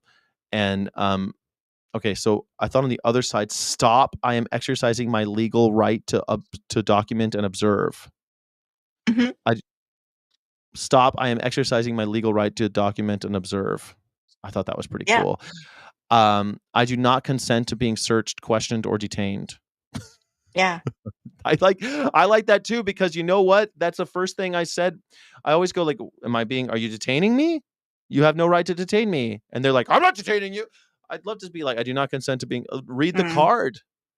It takes Yeah. all of the aggression out of it, doesn't it? I am protected by the First Amendment. If I am not being arrested, I will resume my observation. Yeah. I like that. If I'm not being arrested, I will resume my observation. I love this. Okay, on the Yeah. back, That's great. filming in public areas, including outside farms and government buildings. My legal rights include filming in public areas, including outside farms and government buildings, speaking with the press, requesting public records via FOIA or CPRA in California. California Public, what does CPRA stand for? You know what CPRA is, right? I don't know California. what that is. The A is for Act. It's California Public Records Act, I think. Okay. I think that's what it stands for. It's basically FOIA for California, so you get a little extra stuff if you're in California. California Public Records Act. Life, liberty, and pursuit of happiness. I have the right to life, liberty, and pursuit of happiness. Exactly. Okay, so my legal rights include those things. Oh, advocating without harassment is also my legal right. Advocating without harassment. Hmm. If confronted, am I being detained? Am I free to go? That's something I always ask, or I always just say it. And then support and report misconduct. Insert the number of email or of org or legal line. So like I was thinking of for Our Honor, like put an email of Our Honor on there and say courage is contagious, eyes on the front lines, protect lives. I thought that I was don't pretty want a bunch of emails from people unless we have like a team to support that. And then it connects Our Honor to whatever unhinged activist is going to use us, okay. and that could put us at some legal risk. So I'm Well, not in maybe favor of something that. where it's like I don't think where we are the appropriate group well, to reach whoever out is, to protect your rights. I think maybe there should be like an attorney lawyers guild or no, something it's not else. supposed to be about the lawyers. Like if you see something and you want to say to report and support, like if you want to have, I guess, a legal line, or I was thinking more about it for the like where to send your photos if you find something out there that's egregious. Mhm. That's what I was I thinking. think I'd rather just talk to people who we know privately than like get a bunch of randos involved with us Okay, because so we'll take maybe we just put yeah. a legal line on there or something like that.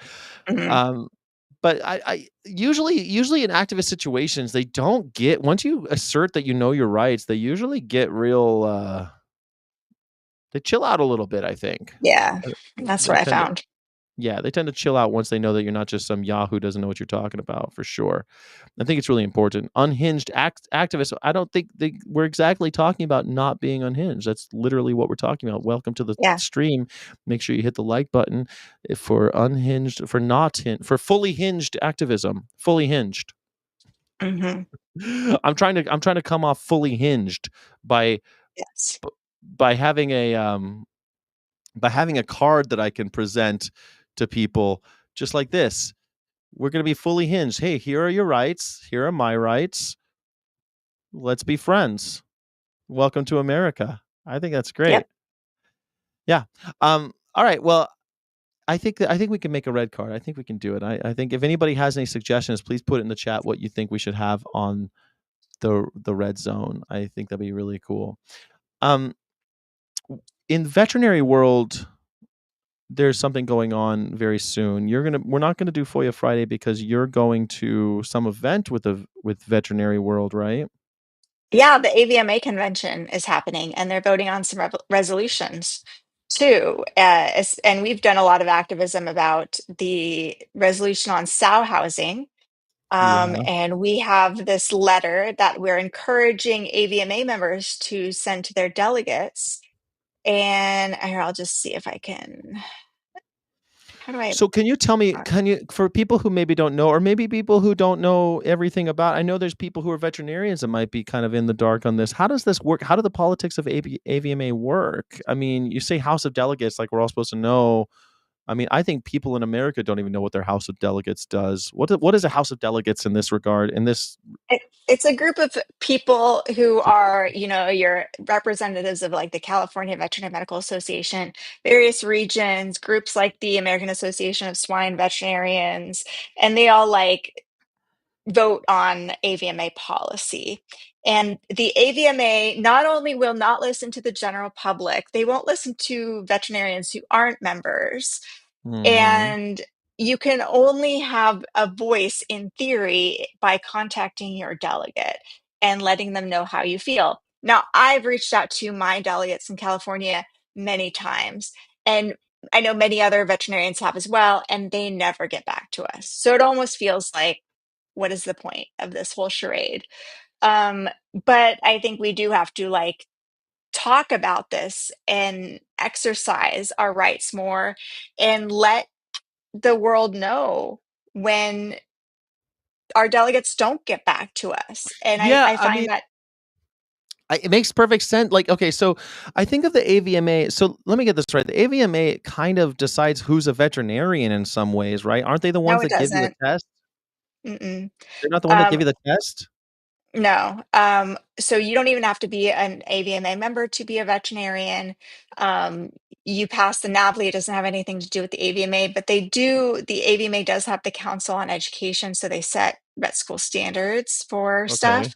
And if you're a foreign vet and you graduated in a vet school in another country, then the AVMA does administer a test that foreign vets have to take in order to become accredited in the United States. So So only they're in like that way. But so they accredit the institutions that educate vets, mhm, and so that's a pretty big deal. That sounds like the AIA architects. You can be an architect without being a member of the American Institute of Architecture, but you still have to pass these tests that are accredited by the AIA. So they still are an incredibly yeah, important group, aren't they? I mean, they're not just some yeah. club.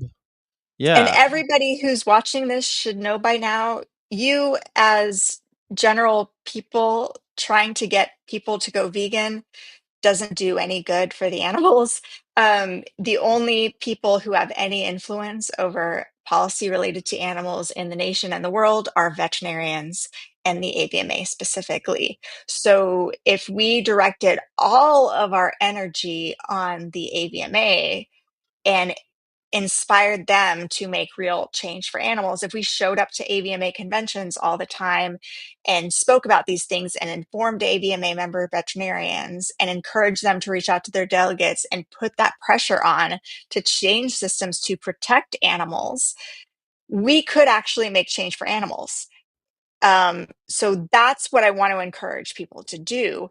If you're not a veterinarian, if you're not an AVMA member, you should be spending at least once a week reaching out to veterinarians with this information that we've spent time and energy drafting, and encourage those veterinarians to send this to their delegates. You should, if you're going to do a protest or a demonstration at a vet school, go to a veterinary conference, interact and interface with veterinarians to get these ideas out there. Um, I mean, would it Everything be else you're doing is a incredible? waste of time. It would be incredible if the AVMA actually did, promote animal-free proteins or just animal-free Mhm. dinners. Just, I mean, all the stuff. If they were actually out there promoting, we went to a VMX, a veterinarian conference, and they were serving animals. It was to me weird that they serve animals as a matter of course. Imagine if the AVMA and places like VMX didn't do that. It would be huge, I think. Yeah, and not that like so many veterinarians have moral injury, moral distress from treating animals who are companion animals, who their people don't have the money or the education to provide them with proper care. Mhm. They're tired of treating their patients as products and property. They want their animals to have rights. But they don't know, they've been so indoctrinated to believe that animal rights would harm their profession, that if animals were given rights, they would be sued for malpractice, that animal rights would raise the cost of veterinary care because veterinarians would be more likely to be sued and have to pay high rates of malpractice insurance. So we have to dispel those myths and be like, we can protect veterinarians, we can protect the rights of patients. Veterinary care can be publicly subsidized if we stopped publicly subsidizing corporate-owned animals and their veterinary care. We literally, all of our problems would be solved. So how does But the House of Delegates, like the House of, so AVMA is going to have their big meeting and they're going to have these resolutions, but what do these resolutions even mean? What does that, when you say that, like, if veterinarians make this change, that's going to have this huge effect, what are these resolutions? How are these resolutions going to make a big effect? these resolutions ultimately are meaningless, but they also codify ideas in the minds of veterinarians, and veterinarians reference these. And they often use them to set government policy, and they talk with legislators, and so this is why one is important. So you have, my screen is not sharing. Let me see. Let's see if I can get this back up here. Share screen. So here's the declaw resolution. Yeah. And the declaw resolution in itself seems fine, like basically says, like, we are against declawing and veterinarians should advise these cat owners to do other things. But it also says in the Animal Welfare Committee's statement that the AVMA will continue to advocate against legislation that attempts to ban certain veterinary practices. And now we have decades of research showing that declaw bans protect veterinarians, cats, and the general public. And the vast majority of veterinarians, 1,200 veterinarians surveyed for the American Association of Feline Practitioners, do support legislative bans. Yeah. So most veterinarians, and we just recently did a survey, most AVMA member veterinarians do support legislative bans. So the AVMA isn't acting in alignment with what the majority of veterinarians actually believe. And so they are, and the AVMA is opposing these declaw bans, and their state VMAs are also opposing these declaw bans. So that's why it's so important. If you're an animal advocacy group, the most important thing you can do is reach out to veterinarians, help us educate veterinarians on these things that are happening. Go to conferences, speak with your veterinarian, pass out flyers at veterinary offices. Like, we have to do more as a movement to address the veterinary profession. So if they, let's say we got our druthers and we got in the resolution, say everyone watching told their vet friends and everyone shared the emails, told them to write their House of Delegate, right? You'd have to first go to avma.org, find out who their delegate is, find out what their email is, and send them the concerns. But what can the AVMA do? Like, let's say they change it to say, okay, we support banning these things. Does that do anything? What is that? Yes, then they support legislative bans on cat declawing, and we pass declaw bans throughout the United States. That's a huge change. And That would be huge. veterinarians no longer have to declaw cats. Cats will no longer be declawed. Boom. Makes sense to me. I mean, declawing Yeah. is pretty nasty business. I don't think we should be declawing animals. Yeah. If they're cutting off their knuckles, it's nasty business. Okay, so that's one of the resolutions that they'll be talking about this week. What's the other Yeah. one? What's this one about sows? So yeah, the other one was on sow housing. Oh, let me see if I can pull this up. So the other one's about Here. sow housing, and when they say housing, they really mean putting them in little cages, don't they? Yeah, this could mean a lot of different things, but here, let's talk about this one specifically. Stop sharing. Let's see if I can pull this up. So the sow housing thing, you read it and you're like, oh, this is great. These animals should be allowed to,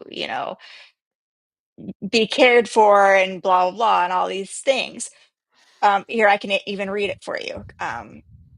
Yeah. We went through this last time, but we can just go over it again. let's see, attachment. This is the clean copy. It says, sow housing management should provide every animal access to appropriate food and water, provide good air quality and allow proper sanitation, protect sows from detrimental effects associated with environmental extremes, particularly temperature extremes, reduce exposure to hazards or conditions that result in injuries, pain, distress, fear, or disease to sows and piglets, facilitate evaluation and care of individual animals, provide alternative housing for sows based on evaluation of each sow's individual needs, provide sows with adequate quality and quantity of space that allows sows to assume normal postures, allow sows and piglets to express highly motivated behaviors while avoiding or minimizing expression of abnormal, repetitive behaviors and aggression, include appropriate and ongoing training for people handling and working with sows to ensure that they are able to provide and promote good welfare within management systems being used. But it never says that the most common sow housing method, which is gestation crates, in which sows are kept in 2.5 by 7 foot stalls for 114 days of their pregnancy, is allowed. That's how more than 60% of sows are currently housed in gestation crates. And it never explicitly says anything about gestation crates, which is funny because the AVMA also backed Section 12007 of the Farm, Food, and National Security Act of 2024, which would nullify Proposition 12.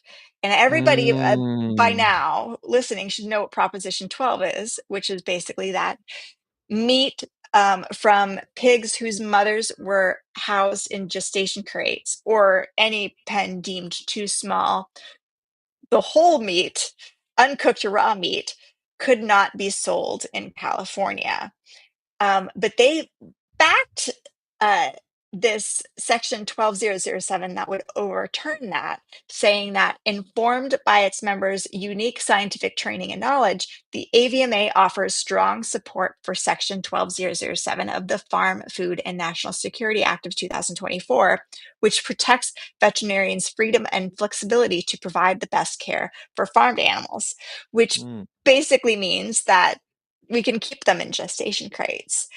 And I'm worried that this resolution, while it says all of the nice things, by not explicitly outlawing gestation crates, makes it sound like gestation crates give sows all of these things, especially when they wrote this letter that backed Section 12007.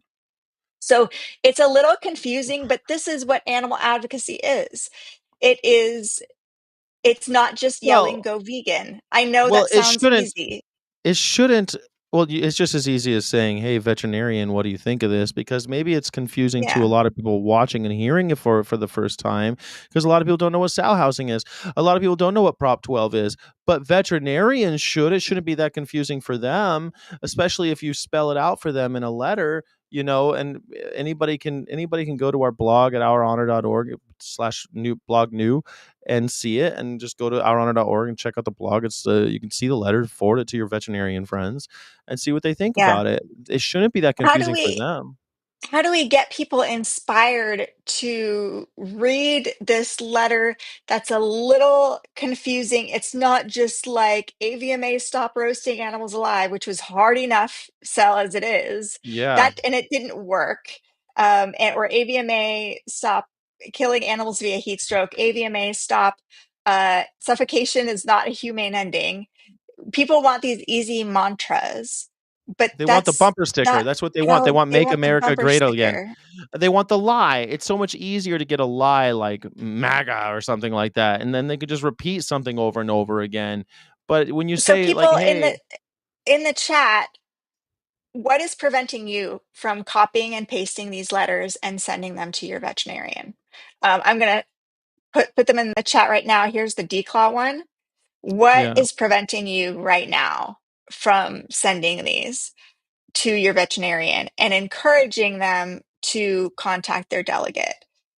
I think it's interesting with the cats, especially because it seems like everyone loves kitty cats. I mean, when they when they asked which Monopoly with the little tokens that you move around the Monopoly board, what the new one should be, instead of the dude on the horse, they made a cat. People voted cats. People love kitty cats.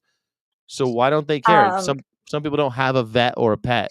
Me neither. I don't, but I know veterinarians, so I try to but you send them can out. Google, right? You can find vets in your area, right? This is how real change for animals happens, is by reaching out to vets. Even if you don't personally have a vet, you have the Google machine. You can take action. You can do this. So that's Matthias is why. driving, but he's driving. Well, But when you when get you stop home, driving, yeah, when you pull over, send it to a do vet. And maybe we could have made this easier for them, because we didn't include like a form letter of like what they should say to their veterinarian. Like, hi, I am a community member, and did you know that the AVMA House of Delegates is meeting this week? I would really encourage you to send this letter to your AVMA delegate about sow housing and about decline. Something like that. Can I go to the site and print some out? You certainly could. I mean, it Yeah. would take a little bit longer to do that, but sure, Dominion. I mean, the thing is, I always hear about animal rights advocates. They want to do this stuff, but they don't want to post some of the harder stuff, right? And yeah, I mean, And why? post a link. Yeah. And why print it out? Why not email to a veterinary office?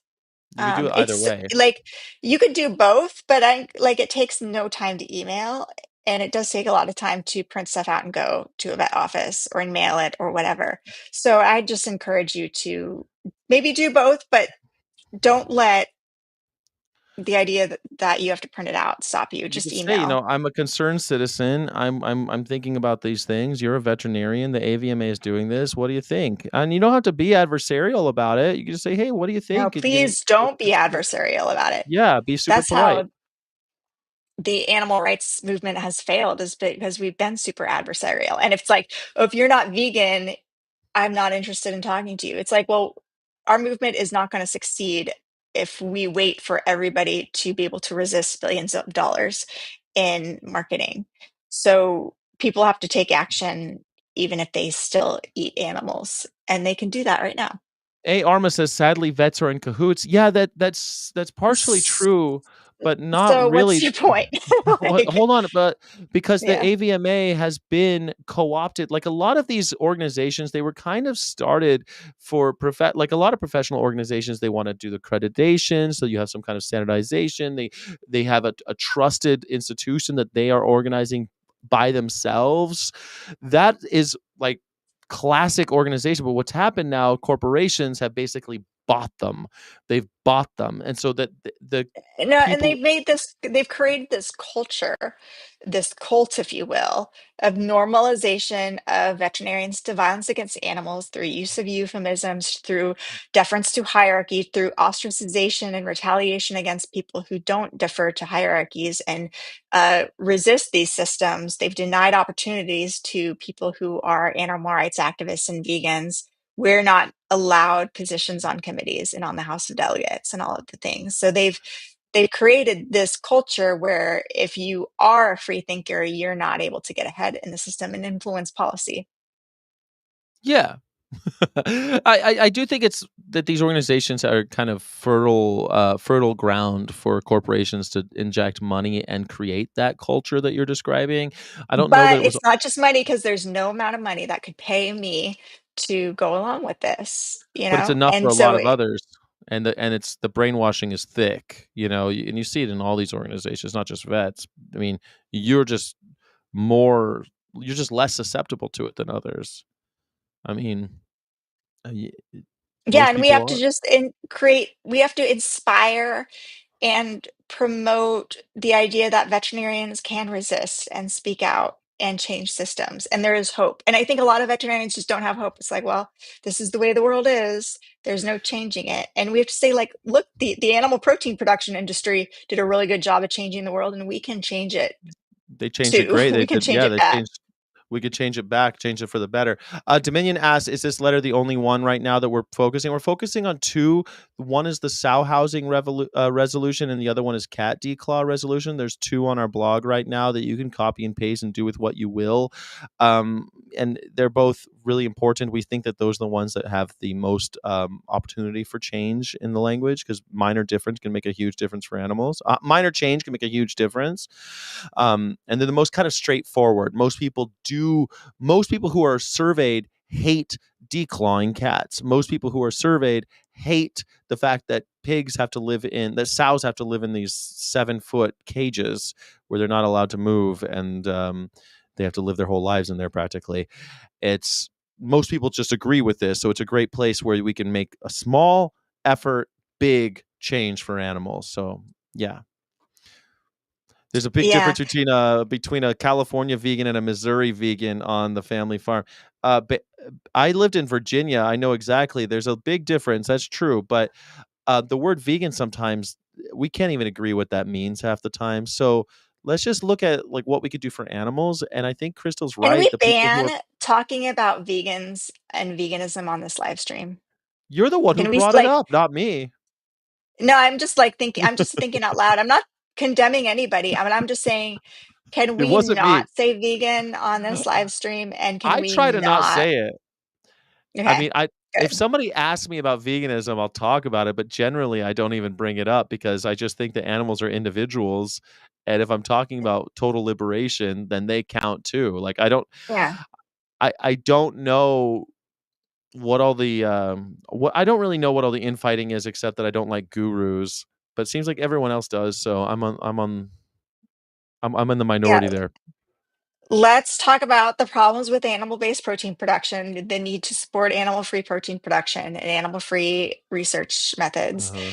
and all of that stuff, and stop, talking about what people's personal consumer habits are, because that doesn't make any Yeah, Jonathan difference. says, "Wow, 7-foot cages. That's bigger than the jail cell my brother spent 4 years for a crime he didn't commit." Yeah, well, human jail cells are atrociously small, and there's a whole other issue that I'd love to talk about. I talk about it every morning on my other show, but with animals, sow cages are like 7 by 2 or something like that. They're really small. Can Crystal? I think that this one actually has a picture. Can you scroll up on this one?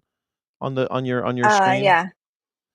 I think there's If a picture anybody of sow. hasn't seen these pictures yet, There's everybody knows this. what gestation crates are, right? Yeah, those are gestation crates. That's one version of them. Sometimes they're like weird little looking Iron Maiden looking things that kind of wrap Yeah. around the pig, but they're We should have all about this actually size. included the pictures of gestation crates I took in Indiana, but well. Oh, I didn't know where those Um, lived. I didn't see those. Oh, I do know where they lived actually. Dang it, I didn't think of that. yeah. I saw this one. I thought it looked quite convincing. Let's say Mhm. these pigs live their whole lives like this, Well, they and don't live their whole, that's not true. 114 days of their gestation are housed. Then they go to farrowing crates. Yeah, which it's not. aren't great either. Farrowing crates aren't great either, and then they get impregnated and put back into this. So Mhm. like they're But every we don't time. care about oppressing others.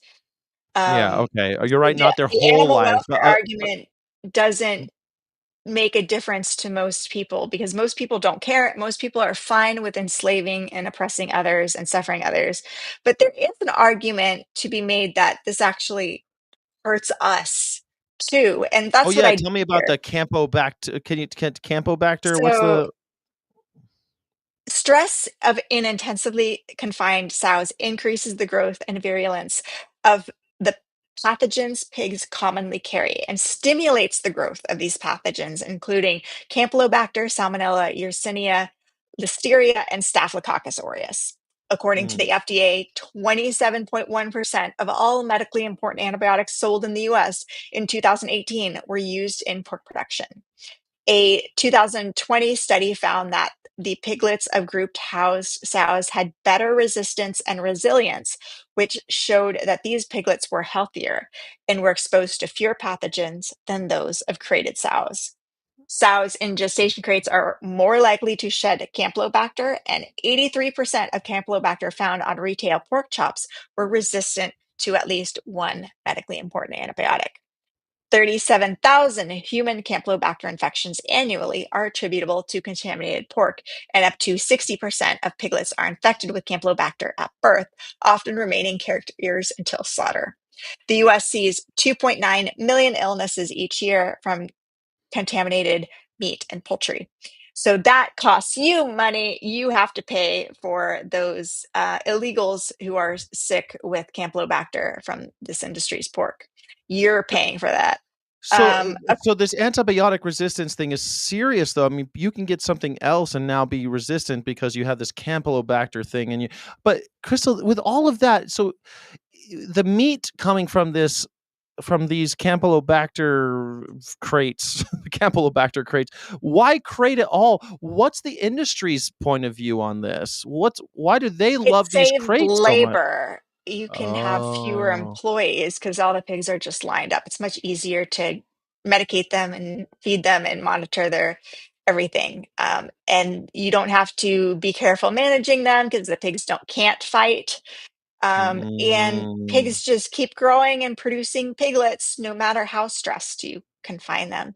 And so it's the most profitable way to do this. And that's what matters for them.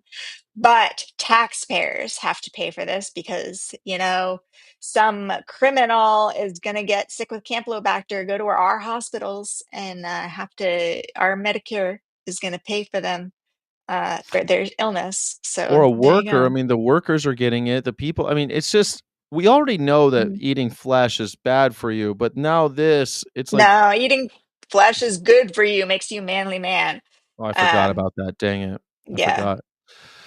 All But it's these 245,000. corporations that are, costing all our taxpayer dollars are going to prop up these billion-dollar corporations who are getting the money you deserve. You deserve to keep that money. We do. So, So we're subsidizing them, and yet they're still mhm. making these crazy. I guess. I guess they're negotiating their labor force. I guess is the way to look at it. They're just trying to do the most with as little possible while still pushing flesh on people like pork, and they push it Yeah, on so many that they found themselves in a vicious cycle they can't get out yeah, of. they can make the public sick. The public has to pay for people who are sick and hospitalized due to Campylobacter and Salmonella. Nobody actually can figure out where they got their illness from. Yeah. There's lots of lost productivity. If you're a boss, which we all strive to be a big boss someday and make the billions of dollars, right? Then your employers are sick with Campylobacter. Doesn't that suck and hurt your productivity? And so Dang yeah, it. and because some other billionaire is profiting, and you could have been that billionaire, but no, this billionaire is not taking responsibility, so you should feel bad about that. So can you tell me how the House of Delegates, how it works? Like they're going to take a vote. Can you kind of get into the nitty gritty a little bit? How is one of these resolutions passed? They've written all these things. We're allowed to go in and read them right now. But then sometime this weekend, I guess, or over the weekend, they're all going to get together and do a yay or nay vote. Is that what's like? Yeah, and like most of the House of Delegates are simps and bootlickers, and they basically pass whatever is put in front of them. Mm. But here's the opportunity to raise awareness, to make veterinarians angry at the House of Delegates once again. Again, veterinarians are already angry at the AVMA because they know the AVMA is serving the interests of billion-dollar corporations, not the interests of animals and veterinarians. So this is just an opportunity to raise more awareness about how wrong and non-science based the AVMA is, and how they're just allowing these bad business models to get richer and richer and use our profession's reputation as caring advocates for animals to do that, harming all of our reputations. So yeah, we can't let these guys, these owners of these pig production companies get ahead like this. We are the ones who should be getting ahead, right? Am I right? Right. We should be So getting let's stick ahead, it but to instead them. we're paying for these billionaires to do this stuff. We're getting poisoned by them. I've seen people in the chat saying that they've given up pork, which I think is interesting. Like it's so bad for you. And yet that we're paying people through our that's taxes. just Sky with his vegan propaganda of it's so bad for you. It's so you're the one talking about Campobacter, man. I don't know. I'm Campylobacter. just saying, I'm giving statistics. I'm not making a judgment of it like it's so bad for you. I'm just saying how it is. When you say How it's many so bad for people you, died that from the instantly listeria makes outbreak from people boar's roll head? their eyes. It's not a very convincing argument to just say like it's so bad for you without you have to cite. I think you should cite the evidence and let people come to their own conclusions. All right, Because here the you second go. you Here you say it's go. so bad for you, people are going to say like, no, it's not. It's Fine. a nutritious source of protein, of lean protein and vitamins and minerals and all of this stuff. The listeria outbreak linked to boar's head deli meats last year resulted in 10 deaths, and the outbreak led to 57 hospitalizations across 19 states, according to the CDC. It was linked to the boar's head's provisions plant in Virginia, where inadequate sanitation practices were found to be a contributing factor. And that was November of last year. And there were some international deaths too, because they also they export some of their stuff. But in America, 10 people died, and listeria is a really 10 bad way to people, you die. got to crack a few eggs. Am I right? You What's got to 10 crack people? a few eggs to Gary make an Yourofsky would omelet. be proud. I mean, no, I'm kidding. Well, that's the thing. Yeah, Not mentioning names. well, there's a lot of activists who would say good riddance. They ate animals and they got what they got coming to them. I'm not one of them. Yeah. I think No. though we should learn from the fact that people are dying from this stuff. We're sure we're killing lots of animals, and that's horrible. Would be productive workers. Now you're going to have to hire somebody else as a boss. That's it. Doesn't that suck? And loyal consumers, they now will have to find We someone lost else. a loyal consumer, somebody who That's would have right. bought your company's products are no They would longer have there bought a because new they died. PlayStation this year if they weren't Yeah. dead. There's so much more. Humans are so much more valuable to the corporation if they're just alive. And damn it, Boar's Head and other pork manufacturers are killing them. And by the way, your last year of death costs something like $150,000. So like your last year of death costs a lot, and especially if you're dying And from if something like they don't have any money in their bank account to cover that, you taxpayer are paying for that. we That's not pay fair. for it. Yeah, it's not fair. Why should I have to pay for all you guys getting arterial sclerosis from eating all these pork products? Dang it. I'm with you. I guess speak facts and figures, but I think after you do all the facts and figures, you're allowed to say, wow, it's so bad for you. Never reach a conclusion. Allow people to reach their own conclusion. Okay, well, a lot That's of in people. much more persuasive way. The second you say like, and therefore blah, people are instantly gonna like dig their heels and say like, no, this is vegan propaganda. So why spill it out for them, people? Let's just make the scientific statements, and nobody can come back at us and say like, you are just blah blah blah. I don't know, because the other side, the Joe Rogans of the world, they'll sit there and say, a bunch of propaganda, and people just nod and believe it. So, I mean, I Because guess they're in a position of power and we are not. we're not. So I guess we're never going to win that battle. We have So to we have hold to, ourselves to a higher standard. and we have to hire, We have but then to. we have to hold people to a higher standard, and that sucks because they always Mm, come up wanting. It's difficult. yeah. You know. Well, let's look at how do you persuade people, and you just persuade people by letting people come to their own conclusions, because that they will hold those conclusions more strongly than if you tell them what to think.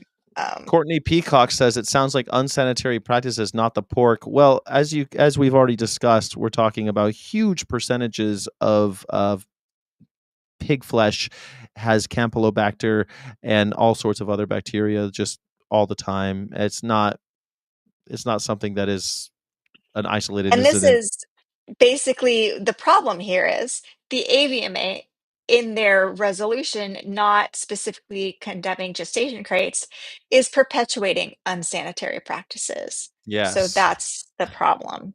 And that's why we need people to reach out to their veterinarians and say, "Hey, what are you doing about this? What AVMA is doing this, and what are we doing about it? What are we doing?" I love fellow plants rights activists. I hear you. Plant power. I am with you. And I agree. Plants feel pain. I will die on that hill. And the best way to protect plants is to stop allowing animals to eat them. There Stop you go. raising animals to feed plants. And I am all for pharmaceutical companies recouping their profits by developing analgesics for plants during harvest, because we want humane treatment of plants. We want plants not to feel pain when they're harvested, and pharmaceutical companies should invest in researching plant pain Brilliant. and creating pharmaceuticals to mitigate plant pain. So I am all for you. I'm a plants rights activist too. Thank you. We are a marginalized community and we need your support. And maybe we should start an org together and get donations from the pharmaceutical companies to develop plant analgesics and humane guidelines for the depopulation of plants, because every now and then there is a plant disease that will cause more suffering than if we were to allow the plants to die. And we have to develop humane methods of killing plants. So I think we need to develop humane guidelines for killing plants. And I hope you will join me in that cause. So thank That's a you. good point. If there's a blight on like Mhm. on the wine grapes, and we just have to kill all of the wine grapes in order to stop it from spreading to other plantations, other orchards, vineyards, then yeah, we need to find a humane way to kill all of those vineyards. You're Yeah. brilliant. You're And absolutely right. just because plants don't have a brain does not mean they are not feeling, sentient, and conscious. Plants do feel pain. They feel pain in different ways than we do, and I will die on that hill. Yeah, I think it's if we stopped using animals for protein, most experts say that we can reduce our farmland and growing all of these plants that have feelings and feel pain and obviously have very complex emotional lives.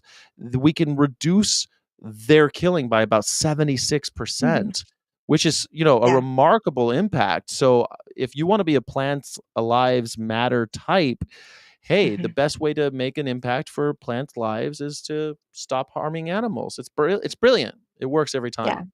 Is Crystal a fruitarian? I Mm, don't think so. mm, I You might get, be getting there. I eat a lot of fruits, so but you're like protein eh, crazy. Fruits are yeah. notoriously But not high in protein. can we harvest soy in a pain-free way? I don't know how soy is harvested, honestly. Soy also not a fruit. Um, but it's a legume. It is And can legume. legumes be harvested in a pain-free? I am not against suffering and killing, as is noted. I am very much pro-killing, and I'm pro-oppression. So I am a vegan for purely economic reasons, and because I do not want those billionaires with their bad business models to harm my would-be employees and consumers of my products. So that's why I'm a vegan, for So purely you should have economic reasons. you know how they have FTA, Vegan for the economy. vegan for FTE, vegan for the Mhm. economy. I love it.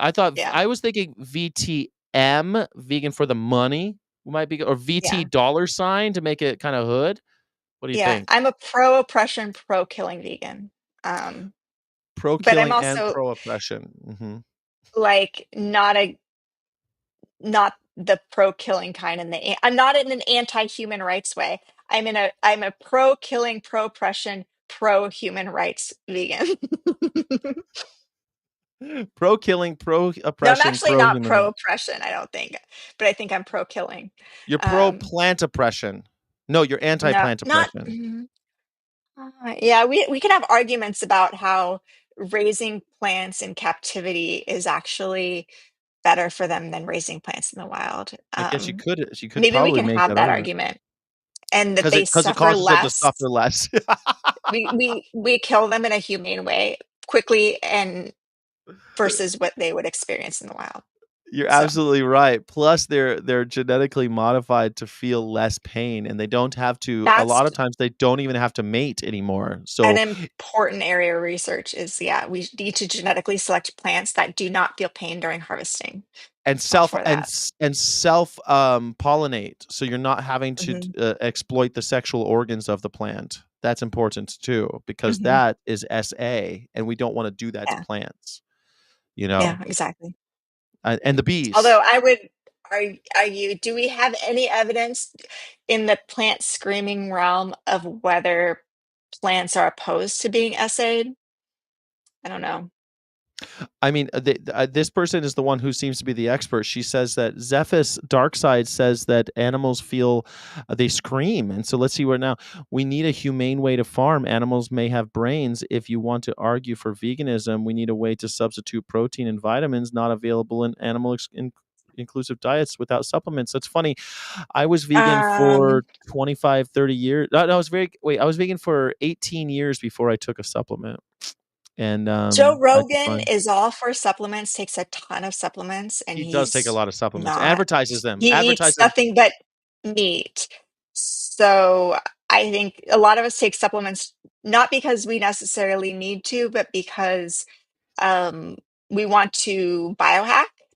And also, and that's fine. There's nothing wrong with that because the animals that we produce are given They're giving supplements. supplements as well. So it's like So we wasteful. supplement. And as a pro-killing vegan, I Yeah. think, and vegan for the economy. economy, I think it's Yeah. just wasteful to give animals supplements instead of just eating it directly. That's so interesting. So Joe Rogan, he is pro animal farming, and so he's intensely into government subsidized supplementing of animals that we will then slaughter, and then he'll eat in order to get that, and then he will also supplement because he still doesn't feel too good or wants to feel better or be stronger or be bigger, whatever. So he's supplementing twice, really, and that's not economical. In fact, it's selfish.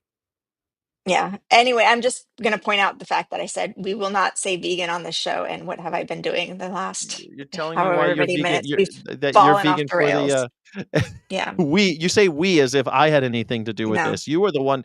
All right. So I was the one trying to get you to explain the process of the House of Delegates, but I think we sort of did that. And I think so. Hopefully, we all realize your time is wasted as an animal rights activist or anybody working for animal protection if you're not talking to veterinarians. Anything you say on the internet, if it's not directed at a veterinarian, and if it's not kind, and if it's not following like the science behind persuading people effectively, you are wasting your time. So do you want to waste your time or do you want to be effective for the animals? If so, you need to be contacting veterinarians with this sort of information to get them to see the light, to see the harms of the AVMA and take action. So please. well, and I wanted to ask, like, who stands to benefit from our silence? I guess that's something that I've really been thinking about. Like, when we talk about, okay, if you want to make a benefit to animals, here's what you have to do. And you're making a bold claim saying this is the best way to do it. And if you do anything else, you're wasting your time, which is something that a lot of people in the gurus in the movement tend to say. Maybe you're going to be you're going to be a great cult leader. If I don't know about that. You'll be a great cult leader because yeah, all the good ones, they say something similar like this is the best way. Mine is the only way to do it, and if you do anything else, you're wasting your time. But I think it's really good, and I wonder if we stay silent and we don't do it, then who stands to benefit? Like, who benefits from our silence, I guess, and not doing it this way? The billionaires do. Billionaires. Okay. Yeah. And not you, billionaire. I know we're all going to be billionaires one day. Am I right? I'm a billionaire already. I'm just suffering a minor inconvenience, a temporary inconvenience of poverty. Yeah. And so we're not hampering your ability to one day become a billionaire, which I know you will be one day. One day. But those billionaires are preventing you from becoming your own billionaire. And this is how we're going to stick to them. By preventing them from doing things that make your future employees sick, and your future consumers who are going to buy whatever brilliant product you have dead. Okay, so so it'll affect you if you don't, because it'll affect billionaires if you don't do it. Which billionaires, like which big companies are the ones? Because I know we talk about some of these, and we sometimes these names become because when I think billionaire, I think Elon Musk, and I don't think we're hurting Elon Musk. I don't think Elon Musk benefits from my silence because I complain about Elon Musk every day. Everybody does. But Which Elon Musk is like small potatoes. Like those smart billionaires, the real billionaires. Those are the ones who aren't yapping their mouth all over the Twitter machine. They're silent. They know better than to get on anybody's radar. So we're talking yeah, about the Cargill family, I the was wondering if they Macmillans. were going to come up. The Cargill Hmm. family. Now, Cargill family, correct me if I'm wrong, but they're really into killing plants. Am I wrong about that? I To know they kill feed animals. animals. Everything on your pantry has Cargill's stamp on it. Um, Mhm. Even though it doesn't say Cargill. But yeah, they feed animals. That's where it's at. They also kill animals too, but most They of do. Yeah. they're smart. They're the plant exploiters, which is, Every as a step. plant rights activist, I have a problem with the Cargills. I They're think the everything I hate. Cargills really are the smartest bunch of billionaires. I think I've heard reports between 14 and 20 members of this highly secretive private family. Between 14 and 20 of them are billionaires. Yeah. I heard They 21 You heard last 21? time. Oh, Yeah, I've heard 21 different billionaires. I've heard Yeah. different reports over the years about how many of them are actually billionaires because they Hmm. do operate largely in the shadows because they're one of the largest companies on planet Earth. They control vast amounts of grain, the number one grain controller on Earth, and they are accountable to nobody because they They don't control all report the their laws and state. the politicians Yes. and everything. They're Um, not even and they're not not on the stock exchange, so you can't right. look at their books. Their They're books not are all even they're not even transparent even a little bit because they're not on the stock exchange. Totally private a family company. And I think they're so smart too because they control everything from they own the railways that transport the feed. They own the Mhm. farm that the animal is being fed on. They own every step of the process in this thing called vertical integration, and they just keep gobbling up other different portions of this industry because it makes sense, right? Why not just buy the trains that bring this over? It makes perfect sense. They're so intelligent. And by doing that, they're able to operate in the shadows. And Cargill, yeah, we're talking about Cargill. Cargill spelled like that. We've been to Cargill factories. Um, they're highly secure. They've got people out there really making sure that you're not allowed to come in or go Mhm. anywhere. Um, yeah, they are a big, scary company that benefits from our silence on this. I would say. Is that fair to Yeah, say? absolutely. And they're preventing you from getting ahead. Um, Yes. so the best way for you to get ahead is to take them down. Mhm. Um, don't Take be them down, Simpson expose boosters them. because we uh, we suffer from the Cargills, all of And I us, because and I they're think not a a Cargill. And I think a company like that and a family like that, they've gone to such great lengths to maintain their privacy that every time we expose them a little bit, I think it is a little nick One at of us them. I gets think killed, I a little know, scratch. but it's a willing.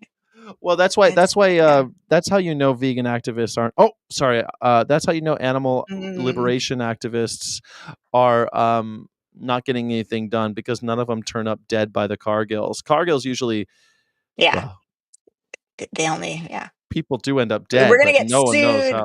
That's what I by mean. No one saying knows that the how. Cargills I didn't say that. kill people. Nobody I said did. that the Cargills kill people.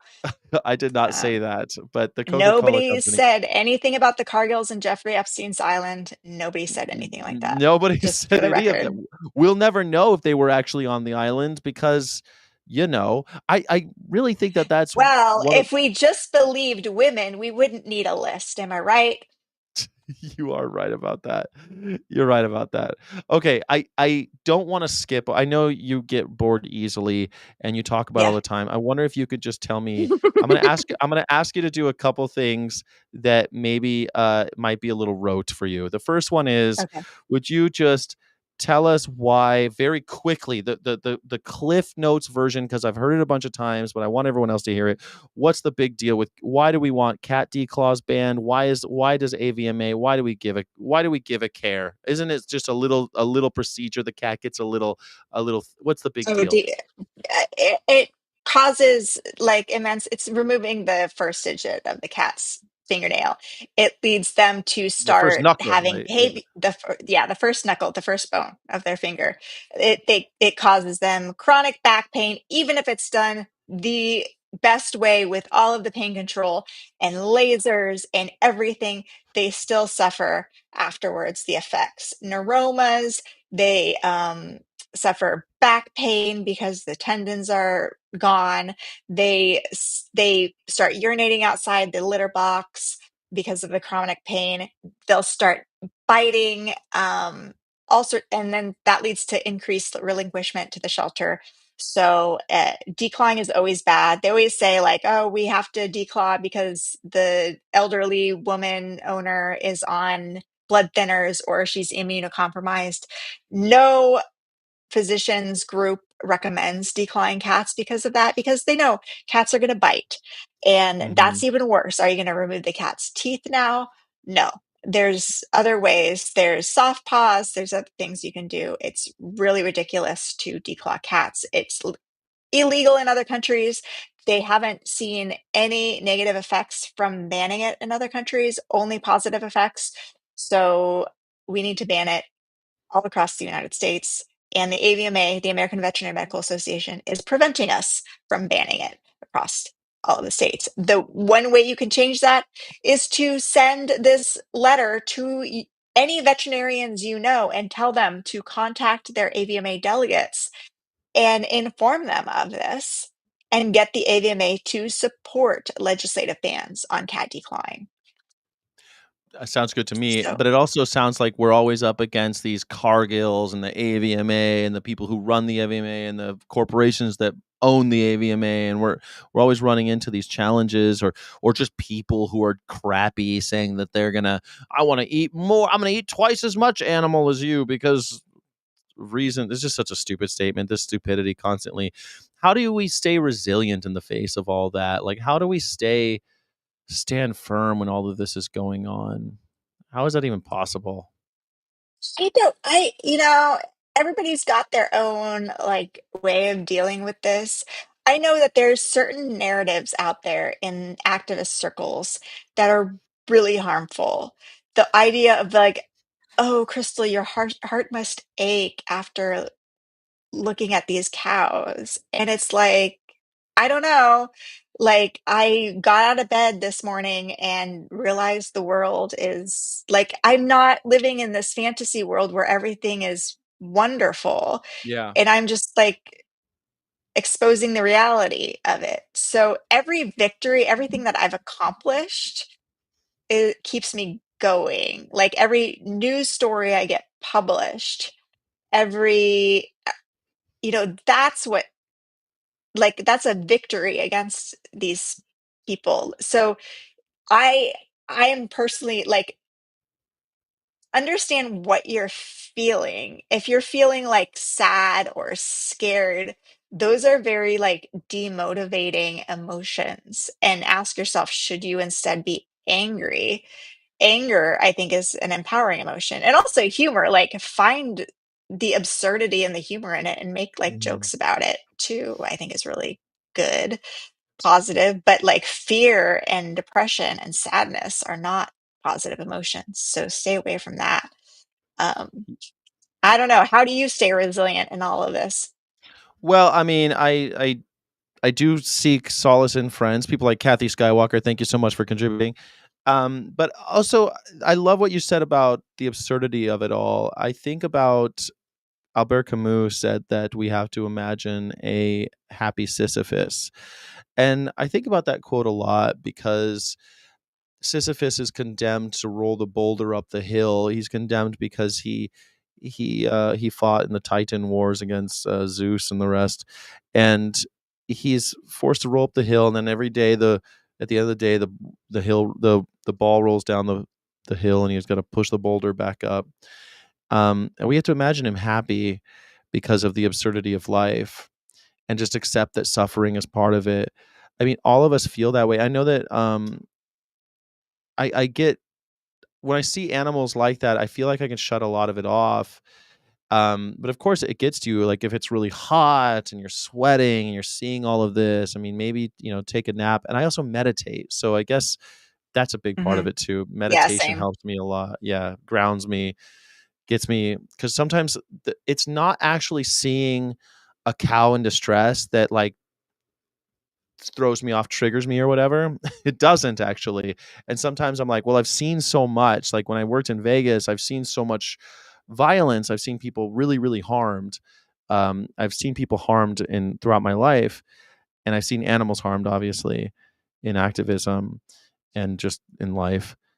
And it's the dwelling on it that ends up getting to you. So you've got to Mhm. stop that cycle, I think. And that is where Yeah. meditation comes in because you're in this boxing match with your thoughts, right? You're in the shadow boxing with these kind of intrusive thoughts, especially if they're to any degree traumatic. And so you've got to take that time. I meditate 20 minutes a day, every day, without Mhm. exception. I do 20 Yeah, minutes same. at least. And I usually meditate right before bed too. Like I'll do 20 minutes sometime during the day. I'll usually eat lunch and then meditate. And so like when I take my lunch, I do an hour. I'll eat lunch really quickly for half an hour and then I'll go in and meditate for 20 minutes and then I feel refreshed. I feel like a different person. I feel like I feel like a much better equipped. So I think that's really Mhm. important. Um And I think and working out too, like you gotta exercise your body. And I like find like running is like the best, but also like I have like physical problems now and can't run, and so that sucks sometimes. But like getting your heart rate up, mhm. somehow like walking up a steep incline or something is, you know, better, I guess. But yeah, exercising Absolutely. every day. Yeah, I was on the elliptical. I've been doing more elliptical because when I did that year with PETA, I gained a lot of weight, and it's hard to get off because a year driving a truck and I just gained weight, being on the road and cooking with a lot of oil. But now I don't want to run because I'm afraid of hurting myself. So I'm trying to lose weight again, and I'm on that elliptical. But I tell you what, the days that I don't go on that elliptical versus the days that I do, I'm a much more Mhm. positive person the days that I do, Yeah. And when much I more productive, I think, totally. too. Like, Yeah. yeah. My brain starts firing properly. I'm actually, tired at the right time of day. Uh, Mhm. and I limit my drinking when I'm at home too. Like I drink only on Friday and Saturday, and those are only days that I'll drink. I'll have a couple glasses of wine, and that helps a lot too. Don't over drink. I think a lot of what people are actually, and it's not just alcohol. It's like the shit people drink: Coca-Cola, the Diet Yeah. Oh Coke, my the God. I can't believe alcohol people drink Coke and stuff anymore. Like, it's awful. daily. Like I'll have a Coca-Cola, like I'll have a Pepsi when I go to the when I go to the movies because something about the popcorn and the Pepsi, but that's it. That's the only time. It's like this treat. And the only reason I do it is Mhm. because I don't drink Coca-Cola because Coca-Cola killed those union people. Alleged? No, Mm. they actually did. That's not alleged. That actually happened. Coca-Cola's had a bunch of human rights violations and stuff, so I don't like to to do anything with them. But Pepsi's less bad, I guess. I mean, I'm probably a hypocrite in that, but the point is, I try to limit that, and that helps a lot, man. It helps a Yeah. lot. Somebody says, Kathy says, quit soda a couple months ago and don't miss it. It's hard to Nice. quit those things, but it is but once you do, it helps a lot. It helps to keep your mental focus, and I think that speaks to resilience. And when you're an Mhm. activist like Crystal, um, we talk about resilience, but vets kill themselves a lot too because of this. What? Yeah.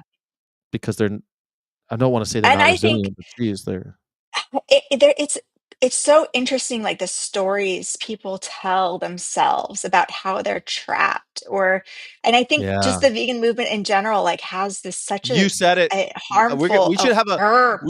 dollar jar. I know, we should have, like, a Yeah, ding, like, some sort of sound that's don't played, like, say whenever we say Hitler or Nazi or vegan, um, we'll I'm just much cooler. play a I'm ding. much happier talking about Hitler and Nazis than the V word Yeah. because I don't know what it means. I don't know Yeah, what the no. V word It means like, anymore. activists in general, I will say, like, can be so negative, and it's almost like a psyop that the meat Yeah. industry has inflicted on us of, like, Mhm. this, like, feeling, and I see it in people who are like, "I can't believe my friends and family, like, eat animals or whatever," and it makes them angry, and it's like, "Ooh, it's a meat industry psyop to make you demoralized and isolated and everything." And that's harming you, and that's harming your mental health because now you've isolated yourself from your friends and your family and other people who because you get so angry and triggered that they're still eating animals. Well, Um, it's worse than that, though. It's so much worse than that, Crystal. I think you're right, but it's worse because mhm, I, for example, do not like having friends that eat animals anywhere yeah, near me. And so a yeah. lot of times, like in activist situations I'm just where, not going, yeah. I'll be the one providing food. right. Everybody, we do not Yeah, risk yeah, yeah. that. So, but let me tell you how it's worse But yeah. because in the community, people will hate other plant-based eaters, let's call them, since we don't want to say it, for not being Animal free. We don't say plant-based is worse than the V word in all my right. book. Animal free They'll get consumers. negative and hate people who don't eat animals because they don't eat animals in the way or for the right reasons. That is something that to me is Yeah, why that's the psyop is even worse. Like yeah. phil- philosophically, I find that most people in the community are completely different from me. They are not about total liberation. They don't Mhm. care about liberation. They don't care about freedom. Yeah, They care about things like the utilitarian ideas between suffering and joy, and they've never even read Jeremy Bentham or your friend Peter yeah. Singer. Like they never even read these philosophers, and yet they've completely bought in on their ideas and they don't know their ideas. They haven't read those Mhm. ideas. It's biblical. This is why when people say it's a religion, Yeah. I think they're right because if you talk to Mhm. most Christians, they've never read the Bible. Well, I've read the Yeah. Bible and I've read it cover to cover, both of them. And when I talk to Christians, they don't know anything about the Bible. It's been pre-digested and fed to them by their pastor or their community, and they it's frustrating, man. It's frustrating, and so I find that when people say it's a religion, I feel like it is because it's all based on dogma and hating each other for not being. Yeah, and people just repeating the same mantras that don't work over and over again, that are only going to influence 1% of the population and are not going to persuade the rest of the population. And I just yeah, it's sad. It's Yeah. Anyway, it's sad I'm that vegans are sorry. not welcome Thoughts here. and prayers. Hey, Arma, it's not that they're not welcome here. It's not the case. You're very much welcome here. We just don't like to say the word Please when we're like and talking about. subscribe. On this show, we just try not to say the word because we're talking about all beings Tell us considered. how. Uh, Tell us how it's persuasive.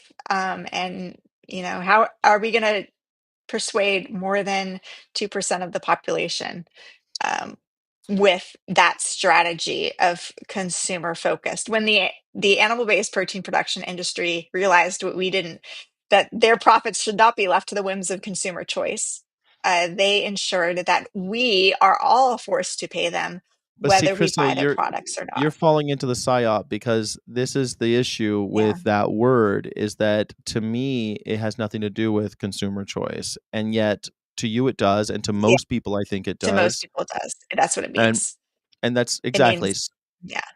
So that V word, it means such different things to so many different people.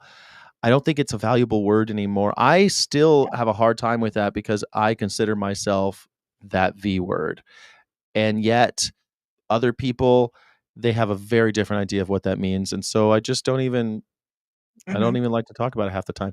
So All right, so that resilience and what's happening there, it seems like standing up and standing firm all the time is difficult. So I was wondering if, like, since you played so nice and telling me all about cat declawing, I wonder if you would kind of tell me about Our Honor and what the deal is there. Kind of like, what does Our Honor do? Like, we talk about it, but I don't think we actually have ever had on a live stream what the heck it even is Yeah, and I what it should does. have pulled up my whole notes, but I can just let's see if I can summarize the whole thing. I mean, I know it, like I know our Yeah. deal, right? Yeah, I think But so. I have the donor the pitch is out oh, the is it? Oh, here I have it hand off it's here. linked So in the notes. Mhm. despite what all you people in the chat say, um, veterinarians do enter this profession because we care about animals. We love animals and we want to protect them. But as you all have said, if that's true, why don't we see more veterinarians supporting animal protection campaigns and legislation? Veterinarians are among the most trusted professionals in society, yet that trust has been weaponized. Corporate interests have used the credibility of our profession to legitimize systems of cruelty, systems that prioritize profit and production efficiency over the interests of animals. But what if we had more veterinarians on our side? What kind of rapid progress could our movement make? Why did veterinarians and animal rights activists ever become adversaries in the first place? In the past, most veterinarians worked on working horses and animals used for protein production, but now things are different. Most veterinarians have jobs that don't depend on that kind of animal exploitation. Yet they don't feel empowered to criticize these systems for fear of appearing to condemn their colleagues caught up in these industries. They are told to stay in their lane. And unfortunately, many vegans and animal rights activists still self select against becoming veterinarians. And when they learn more about our profession, Mm. many who do pursue the career have reported that admissions committees are still actively hostile towards vegans and anyone with a history of animal advocacy. And despite this, some do make it into veterinary school, but once inside, they're afraid to speak out for fear of retaliation. The system of medical education dims the light of the activists inside and ingrains others with a reflex to dismiss any animal rights messaging as an attack and a threat. How's that so far? I like it so far. I think What do you that the think? self-selecting not be, but I get that, and I like the idea of where kind of painting the picture of how veterinarians are there. So what I guess I still don't know what Our Honor does to help in this. What does Our Honor do? Did I miss that or like because I don't think we've got So, that far yet. yeah, no, I haven't really got that far Okay. yet. Yeah. But so we'll have to start like how this started. Like I suffered a lot of backlash and retaliation for speaking up online about certain practices like terminal labs and vet schools and ventilation shut down. Yeah. But that like really opened doors. Other veterinarians reached out to me. I was, barred from joining these Facebook groups. I've been barred from attending the AVMA's Cargill sponsored Humane Ending Symposium. But each time things like that happen, like we win and more veterinarians join us because they identify with this. Like they may not have realized that we don't need animal based protein production to live a healthy life, but they do identify with the fact that their colleagues are being bullied and retaliated against just for trying to make the Right. lives of animals better and have our profession adhere to a higher standard of conduct. So we are now this growing community of veterinarian students and animal professionals working to align the veterinary medicine with the ethics it claims to uphold. Yeah, it sounds like you did something that was kind of scary, put yourself out there, like almost like a whistleblower. They people stand up, they say something, and it is scary, but you find out that you're not alone. If you feel that way, there's kindred spirits out there who will help you form that community, and you'll Yeah. find that that community was what you needed all along. Yeah, absolutely. And we're winning, we're getting press attention because the media listens to veterinarians. It's used to be, animal rights activists would try to get these stories in the media and they just lack the public trust that veterinarians have. So a journalist is excited to talk to a veterinarian, especially a veterinarian who's willing to like speak authentically. When they do talk to most industry veterinarians, they have very clear talking points that don't really make much sense and don't really answer the questions. It's like Jen Sorensen saying they're using AVMA methods to kill their pigs via heat stroke. It's like, and Yeah. the media just publishes that, but when you have like, oh, this is another group with 2,000 veterinarians saying actually that's not humane and here's what's really going on, they want to hear that. But you know, the industry does have a lot of power, so it is hard to get these animal stories in the press, but we've been very successful. So we just need, you know, more help and more people to learn how to reach out to the press and write press pitches and write op-eds. And you can do that even if you're not a veterinarian, and especially if you're not a veterinarian, you can help join us to get these stories in the media. Ghost write some op-eds for some veterinarians because they're more likely to publish something from a veterinarian than just a member of the general public, or especially an animal rights activist that has no public trust. So. Okay, so it sounds like Our Honor is all about trying to get these stories told and get get the other side out there in the way that's respectful to veterinarians, but also in advocating for animals. But there's also a lot of work that Our Honor does that's specifically in supporting veterinarians. And how does that happen? Like, what does Our Honor do to support veterinarians? So we have community group chats. Veterinarians can reach out to us and tell their story, support each other. I think that's really important. Did I cover it, or are there other things that Well, I veterinarians was do? thinking more about veterinarian schools too. Like, no, Our Honor Yeah, has we're trying to get more chapters and support veterinary yeah. students. We need to give them talking points and messaging to help combat the industry propaganda they're bombarded with. I mean, and most veterinary schools still kill animals in their education, and Mhm. vet students need a way to push back. So yeah, we're trying to start chapters. Um, so these chapters would be ways for vet students to support each other and host talks with veterinarians who are supportive of animal protection, so they hear that perspective and not just the industry propaganda they're taught in schools. And along with that industry propaganda, I think that they kind of make it look to the vet student and to veterinarians to a different degree, but they make it seem like there are only these specific and hardened career paths. But I mean, you were a conscientious objector, and now I've met all these conscientious objectors, and yet they still do surgery and they still do other stuff. And there's the sanctuary model. Can you kind of talk about that? Because, like, I think that that's a huge support to the veterinarian community to let them know that what's being presented to them isn't really all the choice that they have. Yeah, I mean, there's so many different careers that veterinarians can have. And we're kind of taught like, oh, you're going to take on a lot of debt and you're never going to pay it off. And you just have to get a 9 to 5 job, make sure they have health insurance and a Mhm. retirement plan.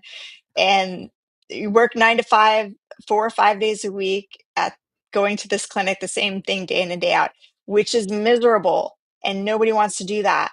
And you're having to give owners of animals estimates that they can't afford and then euthanize animals when they can't afford their medical care. That's a horrifying existence. But there's lots of other ways veterinarians can make money and live. And I do high quality, high volume spay neuter. Um, I never have to talk about money. I spay neuter 50 or so animals in a day, and it's great. And I leave work usually by 2 o'clock, and I work 2 to 3, sometimes 4 days a week, but sometimes less. I make my own schedule, and it's great. And then I can work on this and make real change for the animals, affecting millions of animals.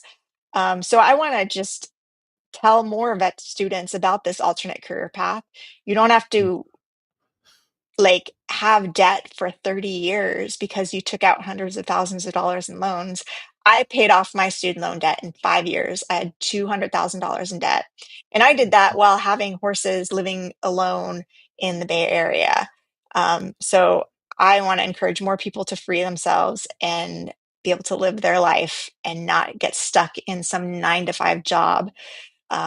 Because Yeah. you're better off paying for your own health insurance than being stuck in a job where you're just stuck there because they have health insurance. Yeah, and Like you're pay your own way, free yourself, it seems seriously. like just another system of control, and what I like about what you're Mhm. talking about here is that, you're able to spend half your day, let's say, helping individual animals and helping kind of these, um, free roaming cats and dogs, and then able to help animals in general and help kind of Mhm. a larger systemic, issue, which I think is great. I think that's where we all should be. It's hard to see something when it's just it's in your face all the time. Your nose is down all the time. And I think that's why they want us our heads down Yeah. at the grindstone.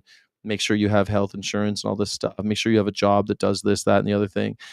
And They that want all doesn't. veterinarians working 40 hours a week, struggling so that they don't have time to pay attention to what's really happening. But you Mhm. can like pay your bills working not that much and then focus on dismantling these huge systems of oppression that are keeping Exactly. us all down. Exactly, and I think that's another thing that Our Honor kind of presents for vets is that, hey, there is this other way where you can kind of speak more to your original why, the original purpose of what got you into helping animals was that you really wanted, you really cared, and rather than allow it to be beaten out of you, there's this other way that you can advocate for them and still get all your stuff taken care of. You can still, pay your bills and pay off what they're telling you is not true. You don't have to just be another cog in their system. Mhm. Yeah. Yeah. Yeah. Yeah, I think that's awesome. And if anybody has any questions for Crystal, let us know. We're wrapping up and landing the Yeah. plane. Um Please like and share and please donate to keep this going. And please, what is stopping you from sending these letters to your veterinarian?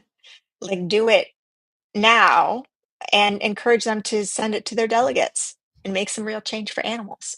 Yeah, and if you So, know a vet, then and you send them to ourhonor.org, have them sign up for our newsletter. We send out a weekly newsletter, and we have all these calls to action for veterinarians to help and non-vets too, but it's mhm, primarily focused for vets.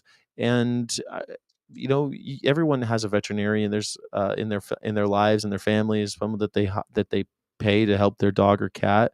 Mention Our Honor because we are trying to help veterinarians find their way through this crazy world we're living in. yeah, absolutely. All The right. Heath, Am I familiar with Mark Beckoff? Yes, I am. Uh, are you what? I Familiar with? said, this says, yes, I hope. Oh no, I don't know what that is. Oh no, I'm losing my audio. Somebody was just asking, am I familiar with Mark Beckoff? Anytime I click on it, it moves to another comment. And I just wanted to say, yes, I am familiar with Mark Beckoff. You're familiar with So, Mark Beckoff. What do you think yes. of PETA on these issues? I think we've talked about PETA before. I mean, PETA hires a lot of veterinarians and helps a lot of different animals in a lot of different Yeah. ways. Um, PETA's like they do everything, so it's a little bit. They're the biggest. They're the biggest animal rights organization. So Yeah. it's like it's hard to talk Are they about biggest? PETA. Are You they could talk bigger than about like well, I guess HSUS and ASPCA aren't animal rights organizations, right, the but animal welfare. PETA is the most effective, probably. I mean, They've I done would the most. if you want to talk about PETA, you kind of have to talk about what do you think about this campaign or what do you think about Yeah. this initiative because they've been Yeah. around for 40 years. And Chimp Crazy is nominated for an Emmy or something, so that's And good, Chimp Crazy was right? great and PETA was highly Yeah. involved in that. Yeah. Our friend Yeah. Jared Goodman was in it. So I mean, it's yeah, I don't know. You Um, can't I try to I'm still pro PETA. I used to work for PETA, but it's you kind of have to it's hard to talk about PETA as this one organ. It's like talking about the Yeah. Republicans. So they got a couple good There's a ideas. lot of great activists doing great things at PETA. So gotta love Right. them. People always want to be just saying this is horrible, that all those Democrats or all those Republicans or all of PETA, all of this, they just want to put everything in one box, and it doesn't really work that way when you're talking about something that big. But I'm pro PETA still. I'm pretty pro PETA. They haven't pissed me off that much. Yeah. And we're going to try to get some red cards for activists. I think that would be fun. And hopefully we can get people to help us surveil. If you're out there, take pictures. You have a you have a camera on your phone for a reason. Start using it. Yeah. I wish that people would just, I try to get people to take pictures of police, animals, anything that they, because when you start looking for that stuff, you start seeing it too. All of a sudden, oh, that cop has a dog. Let's take a picture. Your phone should be filled with this stuff, I think. Yeah. And if you And drive you're by a driving down the farm, road and you see you just see the massive cows, but if you stop and look at one cow, look at what you find. You'll see the cow breathing rapidly. You'll see that cow actually has like placenta hanging from her vulva. She has snot dripping from her nose. She has a scarred eye. Like, let's look at the individual, take pictures of what's going on with the individual. because And they are individuals, and you need to be able to bring show people this. yeah, And what's bring some crazy is when you do transparency. some transparency, bingo. And what's crazy about cows too is that when you drive up to a farm and they see you, they all run. A lot of them will run over to the fence, and they're very curious animals. They're just like dogs in that way. It's been really, I love it when they all come up and they kind of going, "What's going on over there?" They're probably all saying, "Where's my baby? Did you take my baby?" But I don't know if they're saying that. They're most likely saying, "Do you have food? I want no, some they food. have Do you have anything?" food. Yeah. They No, already. they want fresh food. Oh, they think I got fresh They're food? I don't usually, know. yeah, like, well, what's going on? I think they're Yeah, smarter who's than that that. When you person? pull up in a little car, they know you don't have any food. I think they're just curious animals. Just like a lot of animals. They go, "What's Yeah, going on over there?" Um, yeah. and also, we aren't doing FOIA Friday this Friday, but I do want to shout out to all of our FOIA warriors. Thank you for writing FOIAs. I'll still be writing a FOIA this week. I write a Good. FOIA every week. My big ones, I'm trying to get more info on Jim Costa, and I've had a couple of they've acknowledged that I have a FOIA, and they've even acknowledged that my fee waiver is legitimate for this Oh, last one with the good. USDA. So I'm happy about that, which means hopefully I'll get something from the USDA about Jim Costa and all the money he makes off of animals. I'd love to see Okay, that. He's cool. the congressman who represents the Central Valley, or the Tulare area in the Central Valley. So I'm really excited about that. Did you FOIA the USDA Agriculture Marketing Service just for any mention of Jim Costa by their people? That might be good. See how they're Um, I communicating was with trying them. to get any comms with him, and I have to reread my FOIA, but it was a big one, so Okay, I think that's in it. Yeah. cool. Yeah, and any frontline, right? Anyone who does take pictures out there, anyone who's out there being a watchdog, hold them accountable. We Yeah, can't just let them off the hook. So, yeah. absolutely. Anything else, Crystal? No, I think that's all. All right, Good abadi, job, abadi, team. abadi. That's all, Fox. Yeah, thank you so much, everybody, for joining us. We will not see you this Friday, but we will be on Vegan World Radio on Monday at kpft.org live streaming, and we are going to Oh, be. shoot. I just remembered about my plane flight. Let me, I gotta figure that out. But yeah, I might we be will. solo on Vegan World Radio. I don't know if I can Mm. do it, but it'll be at 5 p.m. Pacific Standard Time. We're definitely doing it. 5 p.m. Pacific on Monday, the 21st, will be Vegan World Radio out of Houston at KPFT. That's 90.1 Oh, on the Monday. Yeah, FM I can dial. definitely do that. I'm flying back on Tuesday. So, all right. I gotta bring Fantastic. my mics with me. Great. Well, that's 90.1 on the FM dial, and that's kpft.org. If you're looking, that's kpft.org. And please listen to Vegan World Radio. Thank you to Jackie Boyle and Kathy for sponsoring this hour with us. And Thank you so much for being Do here. only the women give money? No men give money, even though men have access to capital? No men have Women access do to not? capital. Mm. No, Mm. we have male donors during the Okay. daytime show, but at the night, I don't normally. I guess like I only stream in the afternoon with you, so I think that's why you see only the ladies. Mm. But during the daytime, on the morning show, it's different. The morning show is Okay. more just crazy. Although I had a bunch of people report me today. It was Oh, upsetting to God. me. Yeah, it's upsetting to me because like I'm a free speech advocate and I'm sitting there just like reacting to the news and people like report for misinformation. It's such a weird thing to report. Mm. Like these MAGA people, they hate anyone questioning anything, and that's like mostly what I'm doing. So I don't know. Yeah. It's polemic, sure, but I mean they are kidnapping people in the streets and putting them in Yeah. concentration camps. So asking questions I think would make sense. Can you take an Uber to the train?